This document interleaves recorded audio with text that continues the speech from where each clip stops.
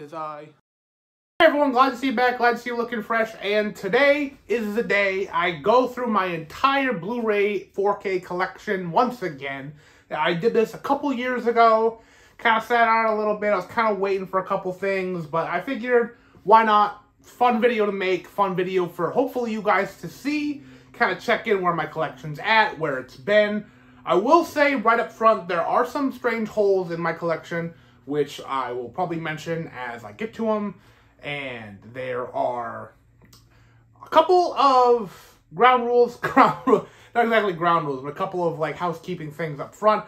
This portion here was shot after the rest of it because there was some technical issues. My first part of this video got like, the file got like copied, whatever. It started to break the immersion a little bit. So after the first shelf, it'll shift, and then the rest of that was all shot in one steady flow. So if I look a little different, my hair's a little different, lighting's a little different, that's why. Also, I will say up front as well, like I said, the weird holes and stuff, I might mention that later, but I don't remember. But I don't know. There are some weird holes where stuff like I had on DVD. If you go back and watch my DVD collection video, you'll see that's where they were. Some of them I haven't upgraded quite yet. Some of them are kind of like blatantly like, why haven't you done that yet? But this is where it is, and you know, I'm slowly working my way through collecting my old DVDs back on Blu-ray. But without further ado, this is going to be a long video without any more of an intro. So let's just jump into this thing. 310 to Yuma. I watched a video a while back about Blu-ray collections, and I don't remember exactly who it was to give credit to. But they said, I feel like every Blu-ray collector video starts with 310 to Yuma, and mine included. I think this is a great Western, directed by one of my favorite directors, James Mangold. Underseen movie, underappreciated. 8 Mile, the Eminem movie, pseudo biopic, starring him, kind of based on his life. Really good. I was always surprised Eminem didn't do more movies. You know, he just had an album come out that was pretty good. Not his best album in the world, but, you know, I'd like to see him in a movie again. 42, the Jackie Robinson story. This is the movie that showed us Chadwick Boseman, proved to us that he could be a superstar, and he ended up being one of the best superstars, period. Gone far too soon, rest in peace, Chadwick Boseman. A great movie, nonetheless. 47 Meters Down. I love shark movies, I love good shark movies, and I love bad shark movies. And this one, you know, some people think this is a really, really bad one, but I kind of like it. I've always kind of liked 47 Meters Down. I don't mind the twists in it. It's a fun movie.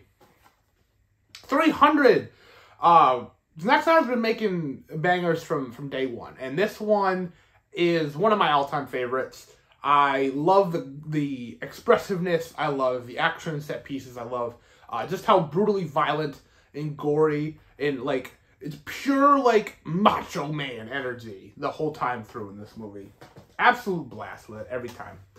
500 Days of Summer. This like has the feeling of a rom-com without really being a rom-com. Like, you should not watch this like on a first date or anything. Just the kind of way the story plays out. It's very cute and it ends in a nice place, but rom-com, I wouldn't really call it. It's romantic and it's a comedy, but that genre, it defies a lot of what it is. 1917. One of my favorite war movies. I question if it's the best every time I see it, because it is absolutely incredible. It's probably the best World War I movie. Although there's one I own later that is very famous World War I movie. But this one steals the show in cinematography. Without that, this movie is pretty standard, but that's the only trick it needs, really. The one-take approach, absolutely gorgeous. Adventures of Captain Marvel. This one's kind of cool. This is the film serial from the 30s or 40s. I don't quite remember which one. I mean, I'd be lying to say if I loved this when I watched it. But it's pretty fun to like go back and see kind of how superheroes were portrayed way before the boom of superheroes that were on now. But like way before that, you know. Air. Ben Affleck's newest movie. I love Ben Affleck. I think he's one of my favorite directors. He doesn't have like a really like direct style, but none of his movies I've disliked. I've always liked him as an actor as well, and just following up with that, like directing stuff, like I thought he was great. I really wish he would have directed a Batman movie, but you know, the Matt Reeves ones, we'll get into it soon, but Air is great. Very 80s movie, soundtrack-wise, feeling-wise, the story involved. Great. If you love the 80s, you'll like Air. Akira. This was, I think, the first anime movie to cross over from Japan, and what a crazy way to start that. This movie is brutal, it is violent, it is mind-melting in parts, and this movie was the one that made, I remember I was still living with my parents at the time, and I was watching it with them. I turned it on, so my mom said she was going to bed, and she's like, oh, this is like a cartoon or something? I was like, oh, it's an animated movie, sure, but this movie's not like for kids. And that, at the time, I don't think she'd seen an animated movie not for kids, and so she didn't believe me until about 5 minutes in. There's some pretty brutal stuff that happens with a biker gang, and she's like, oh, and then I was like, oh yeah, like not every animated movie is for kids. I always say that, and then this is right next to it, Aladdin, an animated movie that, of course, is made with children in mind. One of my favorite, I think it is my favorite Disney movie. This was the one that, as a kid, we had a bunch of VHSs, and we never had Aladdin, so it was like this white whale for me, like this very special one. I could only catch it at either a friend's house, or the very first time I watched it, it was at, like, a school thing. It was just, like, a Friday afternoon. They didn't want to actually teach us in, like, 2nd grade or something, so I watched Aladdin and fell in love with it. I also have this. I have the remake. It's not as good as some of the remakes. It's not as bad as some other ones. It's okay. I got this because I used to be part of Disney Movie Club back when that existed, and they sent me this. And it's okay. It's good enough to put on the shelf. Like, I'm not gonna get rid of it. I don't know if I'll ever watch it again. But to me, it's like a little relic of the past because they don't do live-action remakes as much as they used to. So maybe we're past that boom.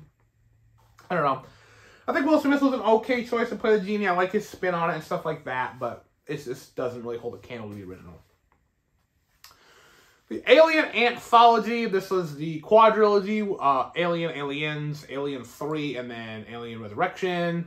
This box set's awesome. This box set has, like, everything you need other than, like, it being Blu-ray instead of 4K, but a couple of these don't even have 4K anyway, so, I mean, what are you going to do?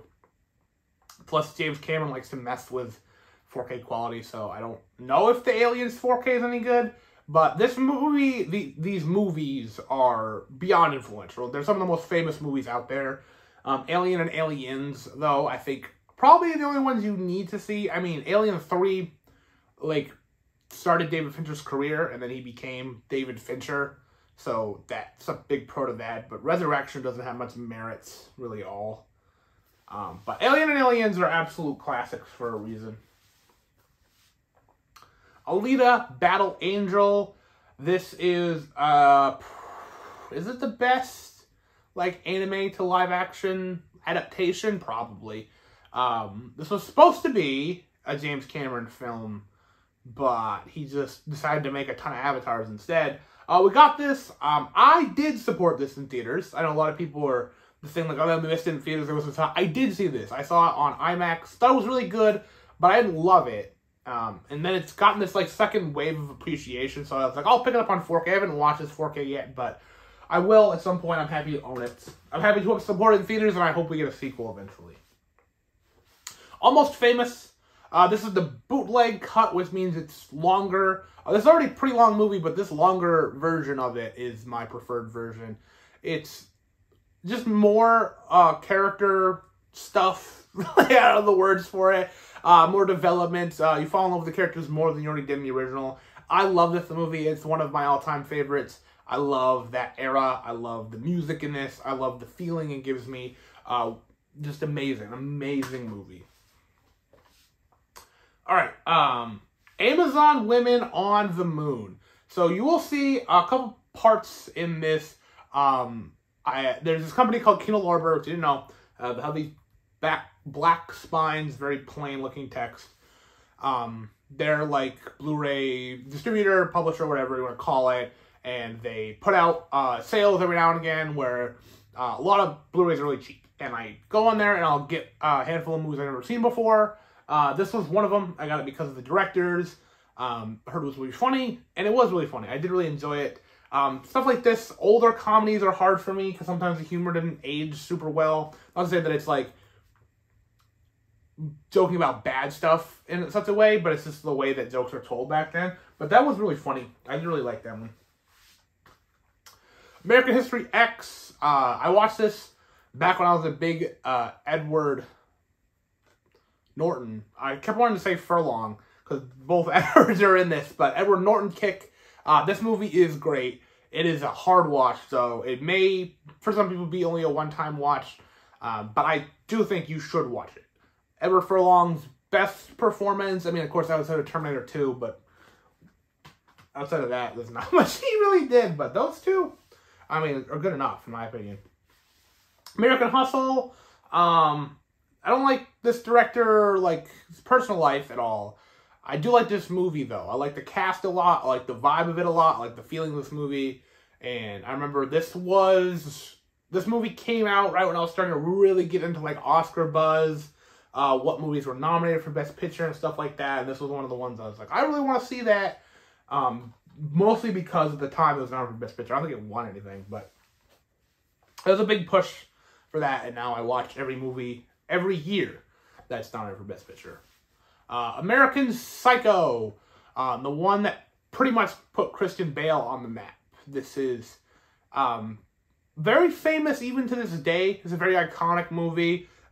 Very black comedy. Very black comedy. Like, way darker than, I mean, it is comedic, I would say. It leans more on horror than some people like to admit. It's very, very good. It sounds like I'm being mean on it, but I'm not. Up next, we have the Ant-Man and Ant-Man and the Wasp. So, I don't own and the Wasp Quantumanium yet. There's a lot of MCU movies that I still haven't gotten yet. The newer ones. I'm very good up to, like, Endgame, and then I get spotty after that. The Ant-Man movies, though, the first one's quite good. It's a fun caper superhero thing. Ant-Man and the Wasp, though, I think is one of the worst MCU movies up to Endgame. It's very boring, it's very dry, it's very bland, it doesn't do anything that makes me go like, wow, this movie's really trying something. It's the most standard of an MCU movie you can find. Apocalypse Now. The final cut, every cut you can imagine, I think, is in this set. It also includes the documentary about making it Hearts of Darkness, which some say is better than the movie. I wouldn't say it's really good to see, like, the madness behind making Apocalypse Now, but one of the most famous, if not the most famous, Vietnam War movie. An incredible feat of filmmaking that this thing even exists. It is good the way it is. I mean, Francis Ford Coppola is really good at that. Aquaman, the superhero movie that made $1 billion. No one ever expected an Aquaman movie to be able to pull that off, but super, super fun movie. This is, like, very comic booky. Some of the visionary artistry on screen here is some of the best that the genre has to offer. Just a blast to watch, simply put. Argo, another Ben Affleck directed. This one got him Best Picture. It's not my favorite Ben Affleck directed movie, but this one is really good. You can really see, like, why this one was so well praised, so much. I forget exactly to say that phrase, but there was so much praise behind it for good reason. Ben Affleck is great in it, great behind the camera. It's just a great movie all around. Army of Darkness. This is the final movie in the Evil Dead trilogy, the original Evil Dead trilogy, and my favorites. Just absolute wackiness and silliness. It's like a really high budget B movie at times. I love everything they're trying to do in this movie. It just goes off the rails in all the best ways. Okay. So now we get into this stuff. We got the Avengers. My favorite movie of all time. I've said it before. I've said it a million times. It's the movie that got me into movies. Without this movie, I may not have all these ones behind me. I may not be talking about movies on the internet. Like, I owe a lot to the Avengers. The second Avengers, Age of Ultron. Definitely the worst of the four, but still, like, really good. Like, it's like, because of, one of them had to be the worst. I mean, this one's clearly the worst, but it's still a good time. I still can pop it on and enjoy just being with those characters. Infinity War, I don't think I was as excited about a movie as, no. I am really stumbling on my words today. I don't think I was as excited about a movie ever as I was for Infinity War. just absolute hype cycle behind that one. And it paid off, and then it gave us Avengers Endgame, which is still to this day probably my favorite theater experience of all time. Absolute, I adore what that movie was able to accomplish. I'll always love what they were able to do with the MCU up to that point. Baby Driver, the first Edgar Wright film, and I will get to every other Edgar Wright film eventually. He's my favorite director of all time. Baby Driver stands up there as one of my favorite movies of all time. It's an absolute treat to the eyes and the ears. It's just wonderful. Babylon. Damien Chazelle, also one of my favorite directors. He is just going off the rails with this. It is huge. It is, like, the scale of this movie to, like, what it's, like, trying to do. It's basically like Singing in the Rain if it was made today, it wasn't a musical, and it snorted a line before going on film. It is so crazy and big, like, some people may hate it. Some people may hate it just because of the excessiveness of it, but I kind of loved it. Back to the Future, the trilogy, near perfect first movie. Everyone knows that. Back to the Future. 2, I really like as well. I saw it in theaters on Back to the Future Day. You know, the day that Marty came to the future back in 2015. So great memory there. And Back to the Future 3, you know, not as good as the other two, but like still just a really great capper to the trilogy. And I love that they haven't gone back up and tried to reboot that or nothing. It's just been left preserved as perfection. The Bad Guys. Yeah, I was really excited about this movie. I liked the style of it, the aesthetics of it. And I'm glad that, like, people dug it. I'm glad it was good, because Pixar has, like, a nice little new series on their hands that they can delve into more of, because I like that world well enough. Bad Times at the El Royale. Very underseen movie, very underappreciated movie. This director, who, Drew Goddard, I think that's his name, only has made 2 movies, and they're both wonderful. And Bad Times at the El Royale, absolutely, like, neon dripped, like, I wouldn't say it's exactly like noir, but it's kind of noir-esque feeling movie. Very, very good. I'll get into the Batman stuff. We have Batman the movie, the 60s, Adam West, who, this movie is hilarious. It's one of the funniest movies I've ever seen of all time. Like, it's incredibly quotable. Because of it, it's not going to rewatch because I can quote every line before it shows up. So, kind of loses luster a little bit on second viewing, but that first time is absolutely hilarious. The Batman, my favorite movie the year it came out, 2022. I loved it. I loved every minute of it. I loved the dark, rainy atmosphere of it. I love the score. I love the actors in their roles. I remember just seeing Robert Pattinson and Zoe Kravitz as Batman and Catwoman on screen and just being like, that's Batman and Catwoman. They look the part. And I was like astounded how great they looked. Batman Assault on Arkham. This is based in the Arkham City, Arkham Asylum video game universe.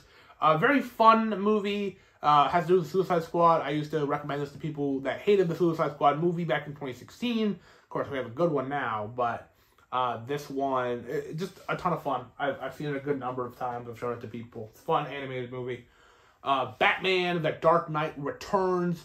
This includes Part 1 and Part 2. That's what the deluxe edition means. One of the most famous Batman stories in the comics. You put it on in animation, and it's an absolute treat. Batman The Long Halloween Deluxe Edition. This also is in their 2-parter. And this wasn't as famous as The Dark Knight Returns, but another super famous comic storyline that does great in this 2-parter. So they combine both, like, hour and some change. You got like a 2.5-hour Batman movie. It's really, really good. Batman Ninja. This is like a Batman, I think, like, if this is a Batman anime. And it's crazy. It's over the top. Like, it has a stupid name called Batman Ninja. Not Ninja Batman. That would roll off the tongue better. But this movie's awesome. It's simply put, it's awesome. And we're getting a sequel, which is crazy. Batman Under the Red Hood. This is probably the most famous animated Batman movie. It shows the story of Red Hood, who he is, how he came to be, and just a blast. A blast with a little asterisk. It's dark at times, but very great movie. Batman v Superman, Dawn of Justice. I've always been a defender of this movie. I've always liked this movie. It's a little long, yeah. Is the extended version better, though? Also, yes. So, kind of a catch-22. I love Batman. I love Superman. Superman's my guy, always. I'll always defend that movie. I think it's good. I don't think it's perfect. I'm not saying it's a perfect movie, but it is really good. Beauty and the Beast. This is another one of Disney's Renaissance movies like Aladdin. Beauty and the Beast was one I grew up with as well. I did have this one on VHS, but as a kid I couldn't like it. It's a princess movie, but now I'm like, it's just a great movie. Simply put. We have the Before trilogy, the Criterion set. This includes, of course, Before Sunrise, Before Sunset, Before Midnight. I think I said that in the correct order. Yes, I did. Absolute amazing trilogy, what they're able to accomplish here. Just the filmmaking of every 9 years, they made another one of these. And it shows the story of a relationship, how it came to be, where it went, how it kind of is now. And you can see, like, characters age with the actors. It's a very interesting idea. Came to fruition. Wonderful. The Big Sick. One of my only rom-coms, full-on rom-coms that I own. I think this movie is delightful. I think it's extraordinarily funny and very sweet to its core. Very much worth it. A good date movie other than 500 in Summer, which I say is not a good date movie. The Big Short. This movie handles like the 2008 financial crisis, the housing market crash, and takes an incredibly complex idea, a very complicated like series of events. It breaks it down into very digestible chunks, and through multiple different stories, you can see how people benefited off of that crash. It's a very well executed movie. My nose is very itchy today. Oh, Bill and Ted's most excellent collection. This is back before we had a third one, and then we got a third one back in 2020. Bill and Ted are such comfort characters. They're just so pure to heart. I really like all three of them. I don't think any one is necessarily much better than the other two. My favorite, they're as good as they kind of came out. But maybe if I rewatched them, I put them in a different order. But this is absolute wonderfulness. Birds of Prey and the fantastic emancipation of one Harley Quinn. A really good movie that flew under a lot of people's radar. Not a lot of people gave this one a shot. Not a lot of people went and saw it in theaters. But very good. I think Margot Robbie was kind of born to play Harley Quinn. I think they're a match made in heaven. I don't know if she'll be coming back to play more Harley Quinn stuff. But if you've missed this one, you should check it out. Black Panther. I remember seeing this movie and coming out of the theater and thinking like that was another like great solid Marvel movie, and then just the cultural impact it's had on so many people was immense. And I mean, good for them. They have something to latch on to, a character that really spoke to them, a story that really spoke to them, and this movie went on to win Oscars. I mean, the movie itself gave us one of the best villains the MCU has to offer in Killmonger. Chadwick Boseman rose to superstardom. Great legacy on that one. Black Widow. A movie that came out 5 years after it should have. Feels like it has no, like, relevance to anything after Endgame. I mean, it takes place before Endgame, doesn't it? A movie I remember walking out of the theater and saying to myself, if I saw that movie 10 years ago, that would have been one of the best movies ever made.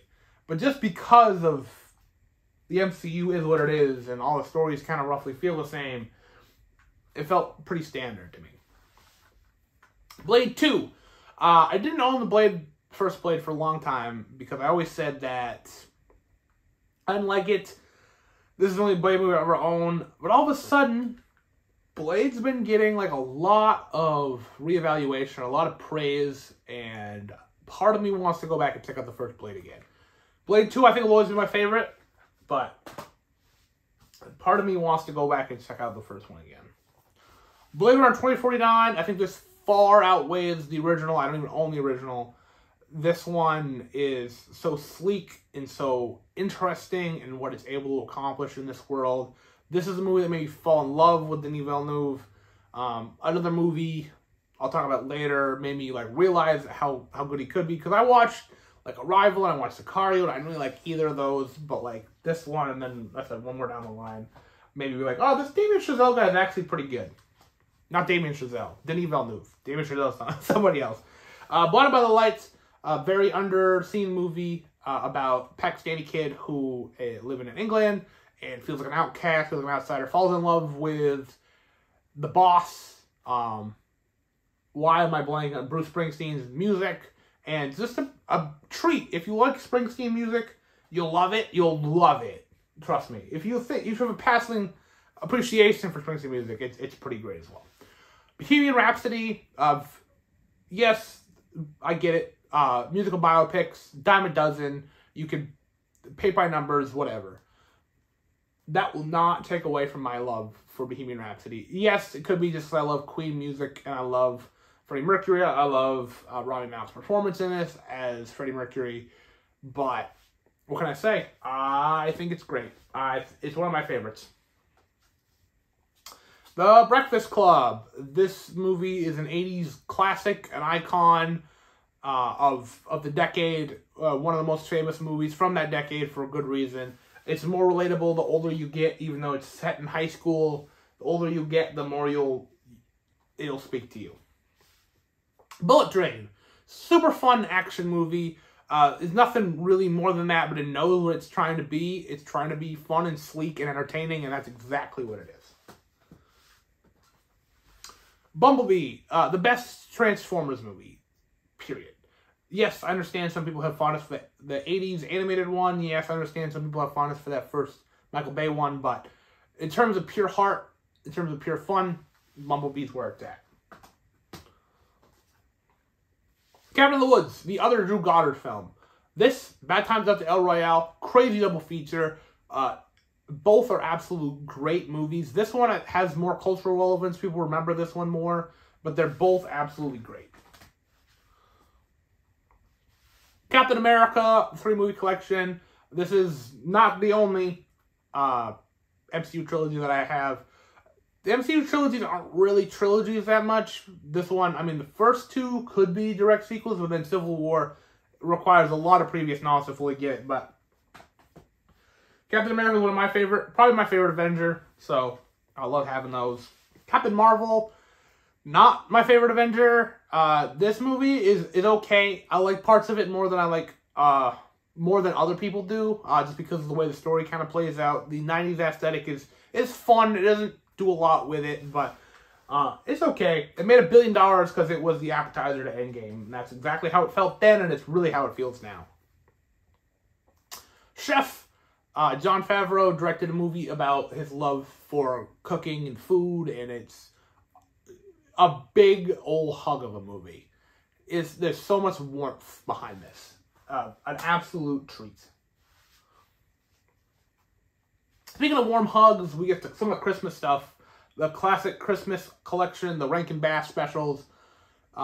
I grew up with these. So many people grew up with these.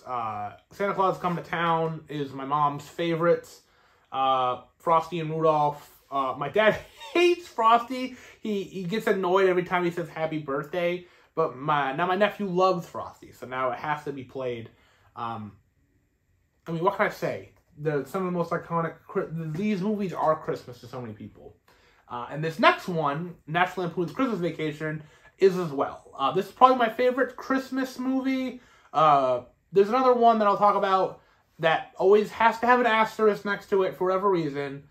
But if someone starts drilling me, this is the one. This is the one I always gets played. It gets played on Christmas Day at my grandparents' house. It feels like Christmas. I laugh every year at some of the jokes still. I could probably quote this whole movie back to you before it happens, but it's still funny. That's Christmas to me. Chronicle. This was back during the boom of found footage films. This is a pretty good one of them. Not the best, but a superhero twist, where a lot of them were horror twists. That one's a lot of fun. This is an interesting one, Clash of the Titans and Clash of the Titans. So the original 80s version, I watched on this disc for the first time. I'd never seen it before. I don't love it. I do appreciate I'm blanking on his name. Oh my god. You know who I'm talking about. The special effects guy. I know it's on the tip of my tongue, but I'm really blanking on it. That's going to bug me all day till I can look it up. His special effects, I don't love in this movie. I've seen like Jason and the Argonauts, and I think they're crazy good. And that came out like 20 years before this. But, I don't know. Something about this movie didn't really work for me. The remake, though, I saw back in high school during our Greek mythology segment. And I really liked it then. I really like it now. I just have a fondness for it. It's just a fun movie. Cloverfield, another found footage movie. This one is like kaiju, and that's an awesome concept. Very, very good movie. I really always appreciated that one for what it's doing with the genre. Cocaine Bear. What can I even say? I mean, it's right there in the title now, isn't it? It's Cocaine Bear. It's a bear that does cocaine and goes on like a rampage. It's not as like rampage-inducing as what I thought going into this. It's more of a comedy. I mean, you kind of expect that with this too. A lot of great actors in this. I mean, rest in peace, Ray Liotta. It's like one of his last movies. I mean, he's really good in this. Very weird movie to like say that on. But I mean, he deserves it. He deserves all the respect in the world. A treat of a movie. Shouldn't exist, but it does. And the final movie for the first section here, Copland. Another James Mangold, one of my favorite directors. Very hard-hitting cop drama about corrupt cops. Right outside New York City, smaller New Jersey town. And Stallone wanting to put in a strong acting performance again. Like, obviously, he did great in, like, Rocky and the first Rambo. Wanted to really show up and show that he could act, and he really does. I think this movie is great, vastly underseen and appreciated. And that's it for section 1. All right, I am back with another stack of stuff, so let's keep going. Creed. I love Creed. It's my favorite sports movie ever made. Follow-up to the Rocky movies, and of course, then I have Creed 2. Not as good of a follow-up, but still really good how it ties in like Rocky 4 and stuff in the Creed legacy. And then Creed 3, I think, is a spectacular movie. What a way for Michael B. Jordan to showcase like how good of a director he can be. I really hope if that movie shows anything, it's that like he has a strong directing future ahead of him as well. The Dark Knight trilogy, which of course includes the Batman Begins, The Dark Knight, and The Dark Knight Rises. Some of the most talked about movies of all time, probably. I can't really add much to the conversation.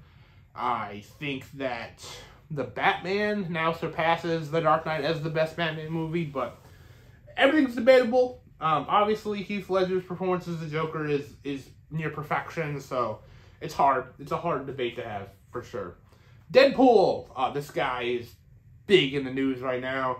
Deadpool 2 as well. Ton of fun with these movies. Honestly, though, with the first Deadpool, I like it a little bit less every time I see it, unfortunately. Deadpool 2, I think, is the better movie, and then I think Deadpool and Wolverine might be the best of the three. I don't know. I'll have to rewatch it. Demon Slayer, Mugen Train, the biggest movie of 2020, which is incredible feat to think about. A movie from Japan, a movie from like an anime with an already subset universe. Like, I had a ton of fun with this movie. It's an absolute treat. I think it works better as a show than it does like as a movie, but Detective Pikachu. I was overwhelmingly excited for this movie. It didn't really disappoint. I still really enjoy it to this day. I really wish we would have got a sequel. I guess it's still technically possible considering the game got a sequel, but I don't know. Die Hard. The collection, this one only has 4 of them, and I don't think I will ever want the 5th one. But Die Hard is my favorite Christmas movie of all time. when people debate me and saying it's not a Christmas movie, I can easily backtrack and say Christmas Vacation, but Die Hard is the one I watch every year without fail on the same day. I watch it on December 23rd. I love it. I don't know if my dad loves it. I don't know if my mom loves it, but I love it. And the rest of them, Die Hard 2 is also a Christmas movie, so we put that on sometimes. I just stopped talking about this. Die Hard with a Vengeance is really good as well, and then Live Free or Die Hard, I think is a good, like, follow-up. I think those are the 4 good Die Hard movies, and the 5th one is really bad. So, Django Unchained, the first Tarantino movie we're talking about today, probably, it might be my favorite Tarantino movie. There's one other one that's, like, in top contention with that, but, really, really incredible, like, what's the one I'm thinking of? Like, homage to spaghetti westerns in such a way that's just an absolute blast. Doctor Strange, I remember I saw this movie in theater twice. The second time is because I took a girl to it and I fell asleep in the theater because this movie isn't the most entertaining thing in the world. And the first time I saw it in IMAX, the second time I didn't. The first time I fell asleep in the theater, the second time was with Morbius. This is a movie I do not own. But it's not bad. I haven't seen it since then. Cool spectacle. Cool to see in IMAX, but not cool enough to see in theaters twice. Don John, directed by Joseph Gordon-Levitt. I saw this when I was on a big Joseph Gordon-Levitt kick, and I was kind of back to Hollywood, which is great. I love seeing him in more stuff. A really fun, I guess it's a rom-com. I wouldn't really watch but it's really funny. It's a really interesting movie. Don't Breathe. I think the only horror movie my mom's seen in theaters. This is one of the first horror movies I saw in theaters. Like really well, like effectively well done. With a horrible villain in it. I hate it. And then they gave it a sequel where they tried to make him out to be an anti-hero. No, forget that guy. He sucks. He's an awful person. Bram Stoker's Dracula. Another one by Coppola, who gave us Apocalypse Now. And The Godfather looks like, I don't own The Godfathers. It just is what it is. This one is, I don't know how this movie kind of exists. It's like a moving painting, the way it's shot. And then sometimes Keanu talks and it's like, oh yeah, this is just a movie. But it's very, very, very, very well done. Okay. Our first little, like, I don't know, we said some anime, but like, this is our first big foray into it here.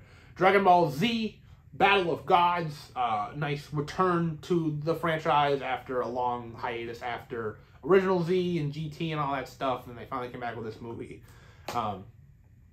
Resurrection F, not as good as Battle of Gods. I think on paper it could have been even better, but just in execution it wasn't that good.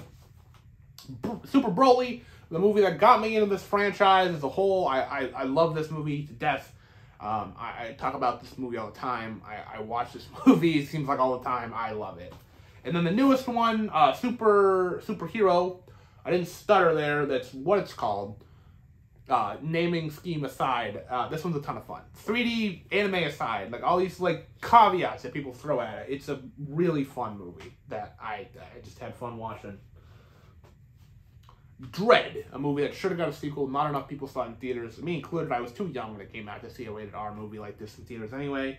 But simple, like, it's becoming more and more of a cult classic, hidden gem kind of thing. I don't hear enough people talk about that movie enough anymore. Dune, I don't own Dune 2 quite yet, but what a transcendent experience to watch both of those. I'm waiting. I'll get it on 4K. I'll watch them both back to back, and I'm just gonna be enveloped in this world of Arrakis for like 6 hours. Dunkirk, Christopher Nolan's World War II film about Dunkirk, the beach of Dunkirk and all that. Very well made. It gets shade thrown at him. There's no like characters. There's no. But does it need it? It's so effective the way it is made that, I don't know, just making the movie halt to give some characters some development. I don't know. Enter the Eagle, underrated movie that it's a sports movie, definitely. It's an Olympics movie. It's a Winter Olympics movie. There's not a ton of those, but just simply heartwarming, feel-good kind of movie. The Edge, starring my pal Bart the Bear. I did a whole video about Bart the Bear. If you haven't seen it, feel free to check it out. This is my favorite movie that he starred in. This might be my favorite performance of his. Great movie to boot. Alec Baldwin, Anthony Hopkins. I was getting their names like blended in my head. Then I thought of Bob Hoskins. I'm like, he's not in this movie. But great movie. Great movie, The Edge. One of my favorite 90s movies. Edge of Tomorrow or Live Die Repeat, whatever you want to call it. It's a great movie directed by Doug Liman, who doesn't do a ton of great movies. He's done a good number of movies. But an action movie that should have got a sequel. I don't know if we ever will, but one of Tom Cruise's best movies. Ooh, another one of the Kino Lorber's. Electra Glide in Blue. This is a 70s cop drama. I remember before I saw this, it was like big praise about it. Like, they don't make movies like this anymore, and they don't. I'll give them that. They really don't. This movie's more out there. It ends in a way that I wasn't expecting. The star of it's not who you kind of expect. It's an out there kind of movie, and not what I would have seen without Kino Lorber. Everything, Everywhere, All at Once. It won Best Picture, which was crazy to see. An absolute treat of a film. If you have not seen it already, it's incredible. An incredible kind of movie. Evil Dead and Evil Dead 2. Evil Dead 2 is better than Evil Dead. I think Evil Dead 2 it's pretty great. It's kind of like a remake of the first Evil Dead. It's very strange like that. But great movies. Great trilogy. I haven't seen the remake in a long time. It may be great. I don't remember. I also didn't like... What was that one even called? I forgot another one came out. I didn't like that one very much, though. Okay, next up we have... Let me just pull them all off here. The Expendables, at the time, just trilogy. The first one I had the extended cut. The second one, I think it's just the regular. And then the third one's also the extended cut, or the unrated edition. Because it came out in theaters PG-13 for whatever reason.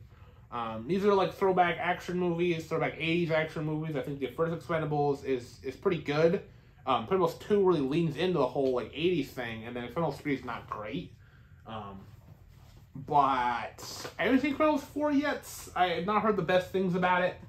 I'll get to it eventually. I don't know if I want to pick it up or anything, but this is the first aspect of...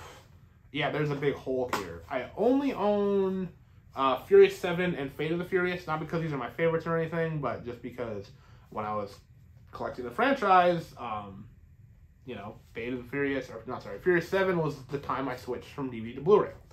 And so I never went back and got them yet, mostly because I know there's a box set right now that goes all the way up to 10, but I know that there's 10 Part 2 coming out. So I'm like, I don't want to get a box set now and then have like one extra one off to the side. I can just wait until we have a full, complete, we're done kind of box set.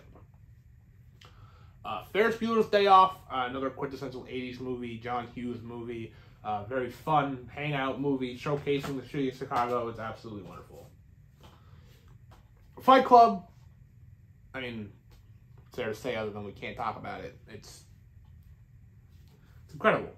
It's an incredible movie. Randomly gets spikes of hate because people like to read it the wrong way.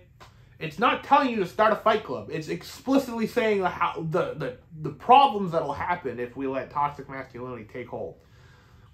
Final Fantasy VII Advent Children Complete. I remember the last time I talked about this, I didn't know what the complete meant. This is like an extended cut of the movie. I watched this movie after playing Final Fantasy VII Remake a few years ago, and I didn't get most of it. I've now since played the original Final Fantasy VII, and so I understand it a bit more. Not to say that the movie is like perfectly like executed in what it's trying to tell you, but it's much easier to understand given the context. Final Girls. This is like a love letter to Friday the 13th specifically, but Summer Camp Slashers as a whole. Very underrated gem. Not a lot of people talk about it, but I think it's great. Okay. We have Finding Nemo and Finding Dory. Some of my favorite this one's my favorite. One of my favorite Pixar movies. Might be my favorite. Finding Dory. Back when they're making Pixar make sequels and everything. It's nice to see the characters again. But other than that, I don't think that movie has much merit, has much reason for existing. First Man, Damien Chazelle movie, which feels very different from the rest of Damien Chazelle's movies. It was very good in theaters. I haven't seen it since, but a movie I'm happy to own regardless. All right, Fistful of Dynamite, or Duck, You Sucker. Another Kino film, but I got this specifically because it's directed by Sergio Leone, a director who I love. Directed like the Dollar Shows we will talk about later. I hope to get all of his movies at some point, and it's a great movie. Flash Gordon, 80s cheese at its best, simply put. We used to have a thing in school where we watched bad movies every week. This was included 1 week, and my entire dorm fell in love with it. Became a huge joke, but I kind of love it. Ford versus Ferrari, one of my favorite movies of 2019. 2019 was such a good year for movies. Matt Damon kind of came out of, not retirement. He had a reason for leaving. I don't remember the exact reason it was, but it was something kind of serious. Christian Bale was great in this movie. Another one by James Mangold. I just love it. Another one I could recommend to mostly anybody I know. Freaky, a movie about a slasher, but it's like body swaps. So, instead of Vince Vaughn being a slasher, it's swapped into Catherine Newton. Cool enough. This is the only time on a poster, I'm sure not the only time, but the only time I can remember on a poster where the name's being like on the wrong person. Kind of makes sense, and I kind of like it. A lot of time it's like a weird little like, why line them up? All right, we have Friday the 13th. I wish I owned, I say this every time, I wish I owned the Scream Factory box set of all of them, but I don't. I have this 8-movie collection, which goes all the way, it has obviously like the original, part 2, all the way up to Takes Manhattan. I think 4 and 6 are the best ones. I've talked about my entirety of Friday the 13th opinions before in its own video. And then I also have Freddy vs. Jason, which was a ton of fun. And then the remake, mostly because I really like this steelbook. But, I didn't own it any other way anyway. But this movie is better than some people give credit for. It's not like a perfect movie. It's not the best in the franchise, but it's pretty good. Frozen, modern Disney. I think modern, it's over 10 years ago now. Holy crap. But more modern Disney movie that kind of brought them into like this modern spotlight. Huge movie though. Everybody knows the words to the songs of that movie. Game Night, underrated comedy. When people say they don't make many comedies, they don't really, but this one was really good, and I feel like not a lot of people saw it, unfortunately. Ooh, the Gamera, the High Side trilogy. This was when Gamera was peaking.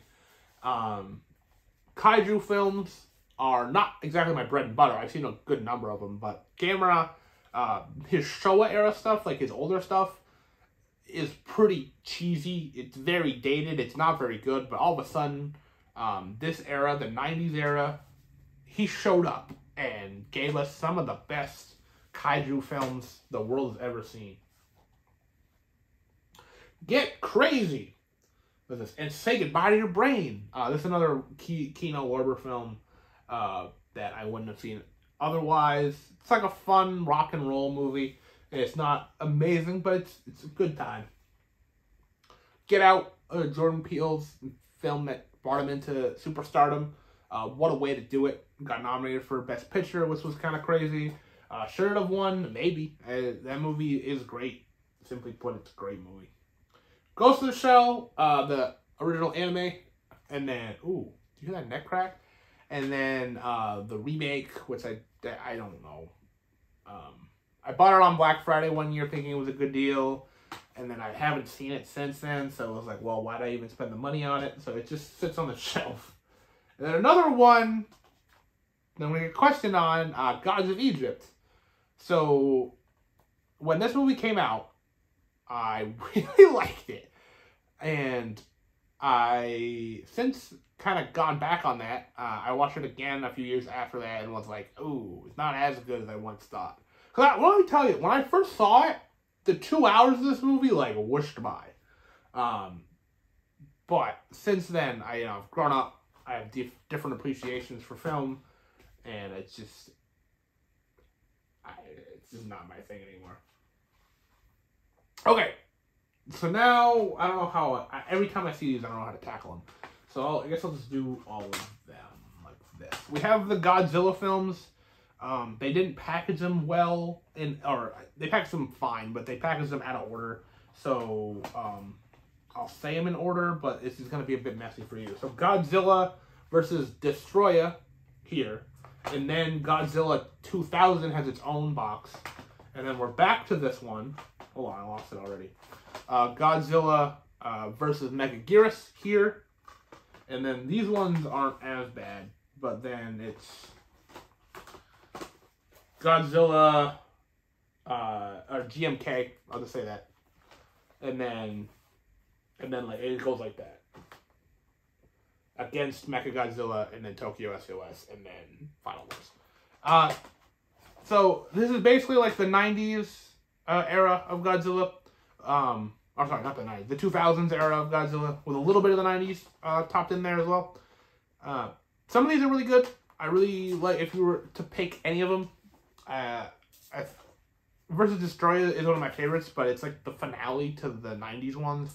GMK, or Giant Monsters All Attack, is a really good place to start, though. I'll talk about this now. I have the big old collection from the Criterion collection, the Godzilla, the Showa era films. I love this sets. I love that they, you know, gave the love to some of these older, cheesier monster movies that wouldn't have got it otherwise. But simply put, huge box set for one of my favorite characters, icons of all time. And then we have the MonsterVerse ones. We have Godzilla 2014.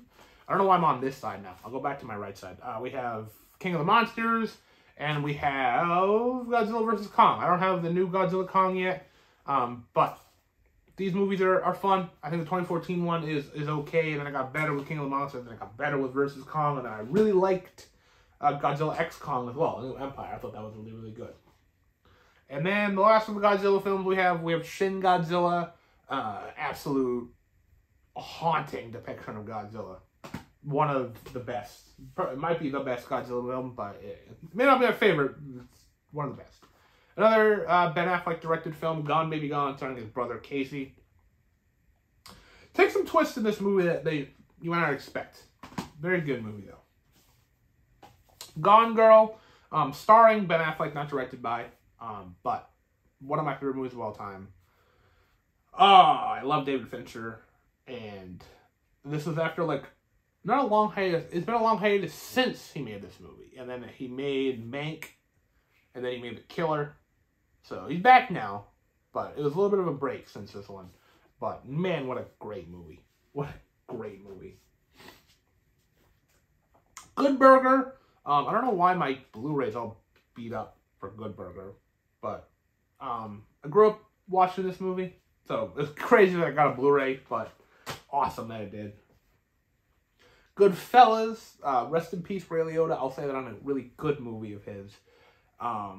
Maybe the best mob movie ever made. I say that over The Godfather. As you see, I passed it where it would have been. I didn't have it, but still. I mean, Goodfellas is incredible. Everyone knows that. Good Will Hunting, another movie that I think everyone just knows is incredible. Robin Williams gives his best performance of all time in this movie. It's a great one. Showcases the city of Boston really well. It's a great movie. Grave of the Fireflies. If you feel like crying tonight, Grave of the Fireflies might be for you. This is from Studio Ghibli, one of the best anime studios, one of the best film studios, period. Just an absolute like masterwork, that movie. Greatest Showman, a ton of fun, big old musical that we don't get enough musicals anymore. After I saw Deadpool Wolverine, it reignited my love for Hugh Jackman, and I had to listen to the soundtrack on the way to work that day. Last for this section, we have The Green Knights, which I always joke is in this big old red box, but very strange movie. A movie that not a lot of people saw. People that saw it seem to really like it, but not enough people saw that movie. Very strange movie, though, that I do recommend. It's a bit of a tough watch sometimes, but Not a tough, like, subject matter-wise, but it can be a little bit slow, maybe. But very good movie. Green Lantern. This movie has been lambasted since it came out. I've always had a nice little soft spot for it. I saw it way back when it came out, and I liked it. I haven't seen it since. I like to hold on to the memory that it was really good. That's another kind of funny hole in my collection. I only own Guardians 2 and 3. I don't own the first one yet. I had it on DVD. Guardians 2 I do think is better than that. I think it might be the favorite of the trilogy. Guardians 3 was a much harder watch than I kind of thought it would be. It's very, very, very good. Don't get me wrong, but wow, it's a tough movie sometimes.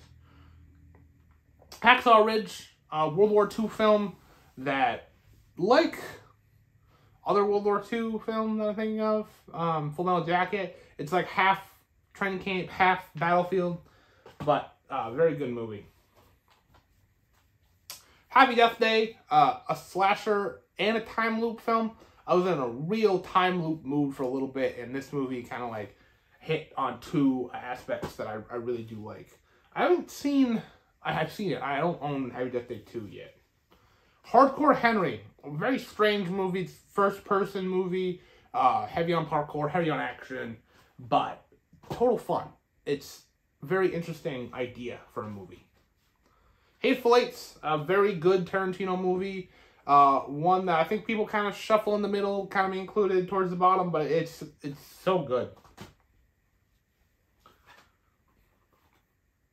Heavy Metal, 80s movie, 80s animated movie is another one. This is anime, it's not anime, and it's not for kids either. It's very, like, big cult classic type movie. There's no way that movie ever would have become a big, like, iconic film. Cult classic, though, absolutely. Ooh, Hellboy, the David Harbour one. I really need to get the Guillermo del Toro ones again. This one, I was so divisive on. There was one part where I was like, oh, this movie's awesome. There's be another part where I'm like, this movie's awful. So, I don't know. I don't get what's up with that movie. Hercules. Me included, I feel like a lot of people forget this movie happened. I saw it in theaters, thought it was pretty good. I saw it in 3D, which you don't need that, but good movie, fun movie. Hollywoodland, this is about, this is like a biopic of George Reeves, who, the original actor of Superman back in the film serials. This is like half biopic, half noir mystery about trying to find out his death. So, a very interesting film. Horrible Bosses. I laughed a lot the very first time I saw this movie. You'll see this says the totally inappropriate edition. I open it up. The disc doesn't say that. This specifically says the theatrical version. So where I bought this from, they got one over on me. So I've never seen the totally inappropriate edition. But it's a funny movie. Okay, so we have the trilogy of How to Train Your Dragon. The first one, which was very good back in the day, spawned a sequel, which is another one that was very good. This one I saw in theaters. The original I didn't, because I was like, I'm too cool to see DreamWorks movies in theaters. But now I don't. Who am I to say such a thing? And then The Hidden World, which is probably my favorite of the three. Such a good trilogy. Wraps up in such a beautiful way. Absolutely amazing score. A mesmerizing score, in fact. Like, it's just beautiful. I was getting blinded there. We have Howl's Moving Castle, which is, it comes in this nice steelbook. You'll see a couple of these along the way. Some of these Ghibli steelbooks. Very good. Some people's favorites. Not my favorite, but definitely a very good Ghibli film. The Hunger Games films. I haven't seen Ballad of Songbirds and Snakes yet. But these movies, I remember seeing the original one back in 2012 and be like falling in love with Jennifer Lawrence. And then the second one I thought was the best. I still think is the best. And then they split the last book into 2 parts because that's back when they were doing that. And they shouldn't have done that because it didn't ruin it, but it definitely lessened both of those movies because of it. Alright, Hulk, the Incredible Hulk and the 2003 Hulk. I owned this one way back when I was like a little kid. My aunt got it for me for Christmas. and I hated it. I didn't understand it. I didn't like it. I watched it again, like, after the Avengers came out, and I liked it a little bit more. I could understand it, at least. But The Incredible Hulk, I think, is, like, an underrated movie in the MCU. But the 2003 Hulk, I don't. That can be left forgotten. But the Impractical Jokers movie, I love the Impractical Jokers. I've seen them in person. I've seen them live. Very, very funny movie. If you like the show, you like the movie. If you don't, it's same answer. In the Heights, very fun musical from the creator of Hamilton. They did this show first. It got adapted into a movie first. I assume we'll eventually see Hamilton be put on screen some way, but all right. The Incredibles, which is up there with Finding Nemo as my favorite Pixar film. I love this movie as a kid too. It should have been like a telltale sign that, like, you'll love superheroes, watch more superhero stuff, but then I just didn't. Took me a lot of time to get around to it. Independence Day, which you believe it, I still haven't seen it on an actual 4th of July yet. I'll do that some year, but very fun disaster movie. Indiana Jones, the 4 movie collection. Now there's a 5th one, which I don't own yet, but this 4K set caught a lot of flack for not being that great put together, and I can see why it's not the best. But in these movies, I mean, talk about the packaging. The movies, some of them, most of them, are incredible. The 4th one, whatever. The 5th one is better than the 4th one. Inglourious Bastards, another one of Tarantino's movies. This one's also kind of down the middle for me. I got this because my dad really wanted to see this movie. I warned him ahead of time, like, you're going to have to read a lot. There's a lot of reading in this movie, but he still really liked it. Inside Out. I've not seen Inside Out 2 yet. I feel like that's been the theme for this. I feel like I haven't seen that. I don't own that. It's just been a weird year. But I'm excited to see Inside Out 2 when I finally can. Because that movie was a big surprise when it came out. It was very, very good. Interstellar.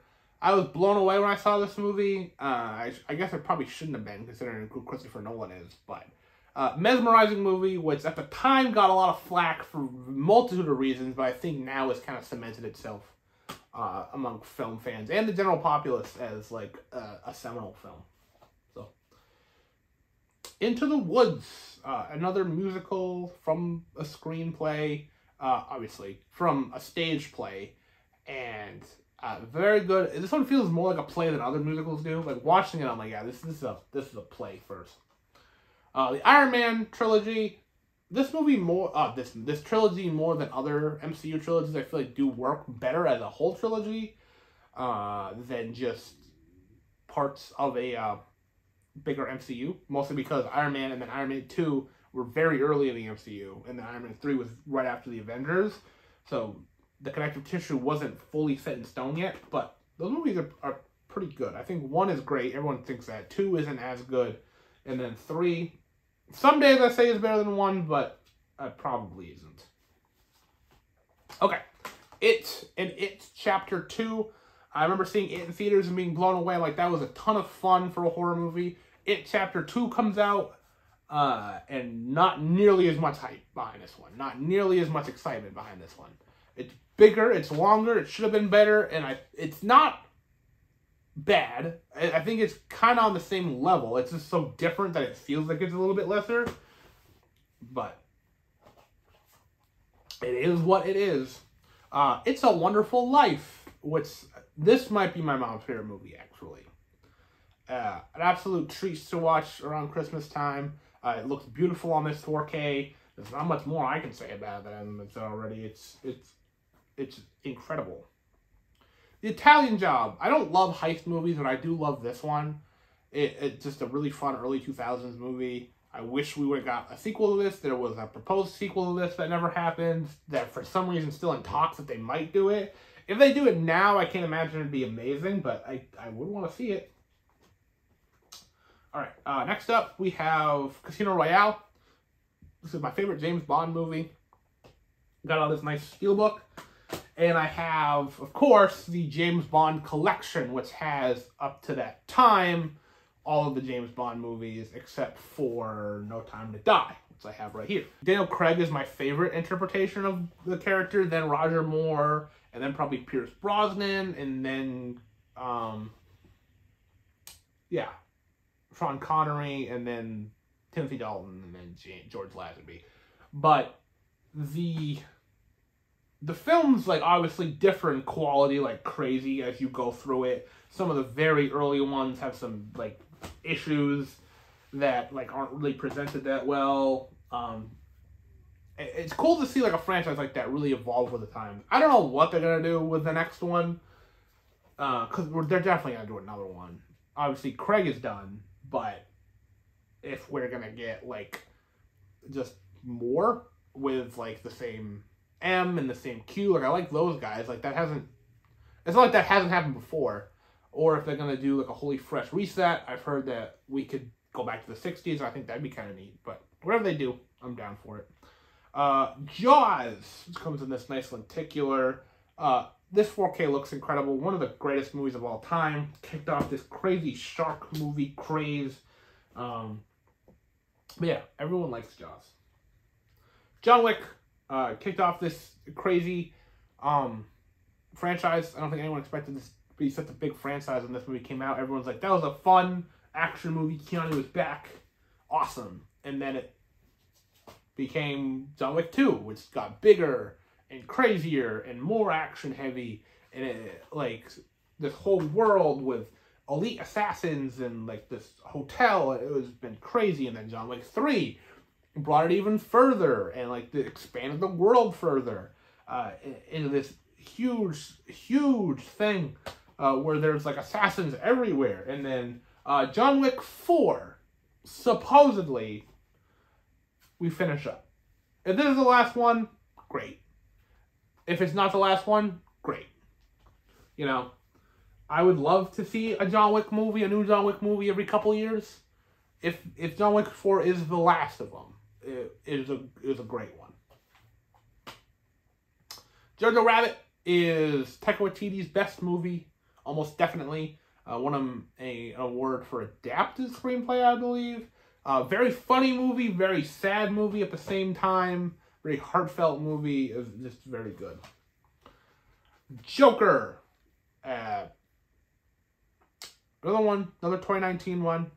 This movie was wrapped in controversy when it was coming out. We're finally getting a sequel to it, which is supposed to be a musical, which is going to be crazy. Made over $1 billion, this movie. Probably the controversy helped with that, honestly. During the Center of the Earth, fun adventure film. I got this in a bargain bin.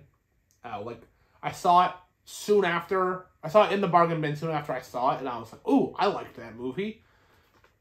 And then, 2 days after I bought it, I'm like, but will I see it again? The answer has been no so far. One day I could change that. Jumanji: Welcome to the Jungle. Very, very fun movie. I remember seeing it and being like, that's a perfect movie to get on Black Friday.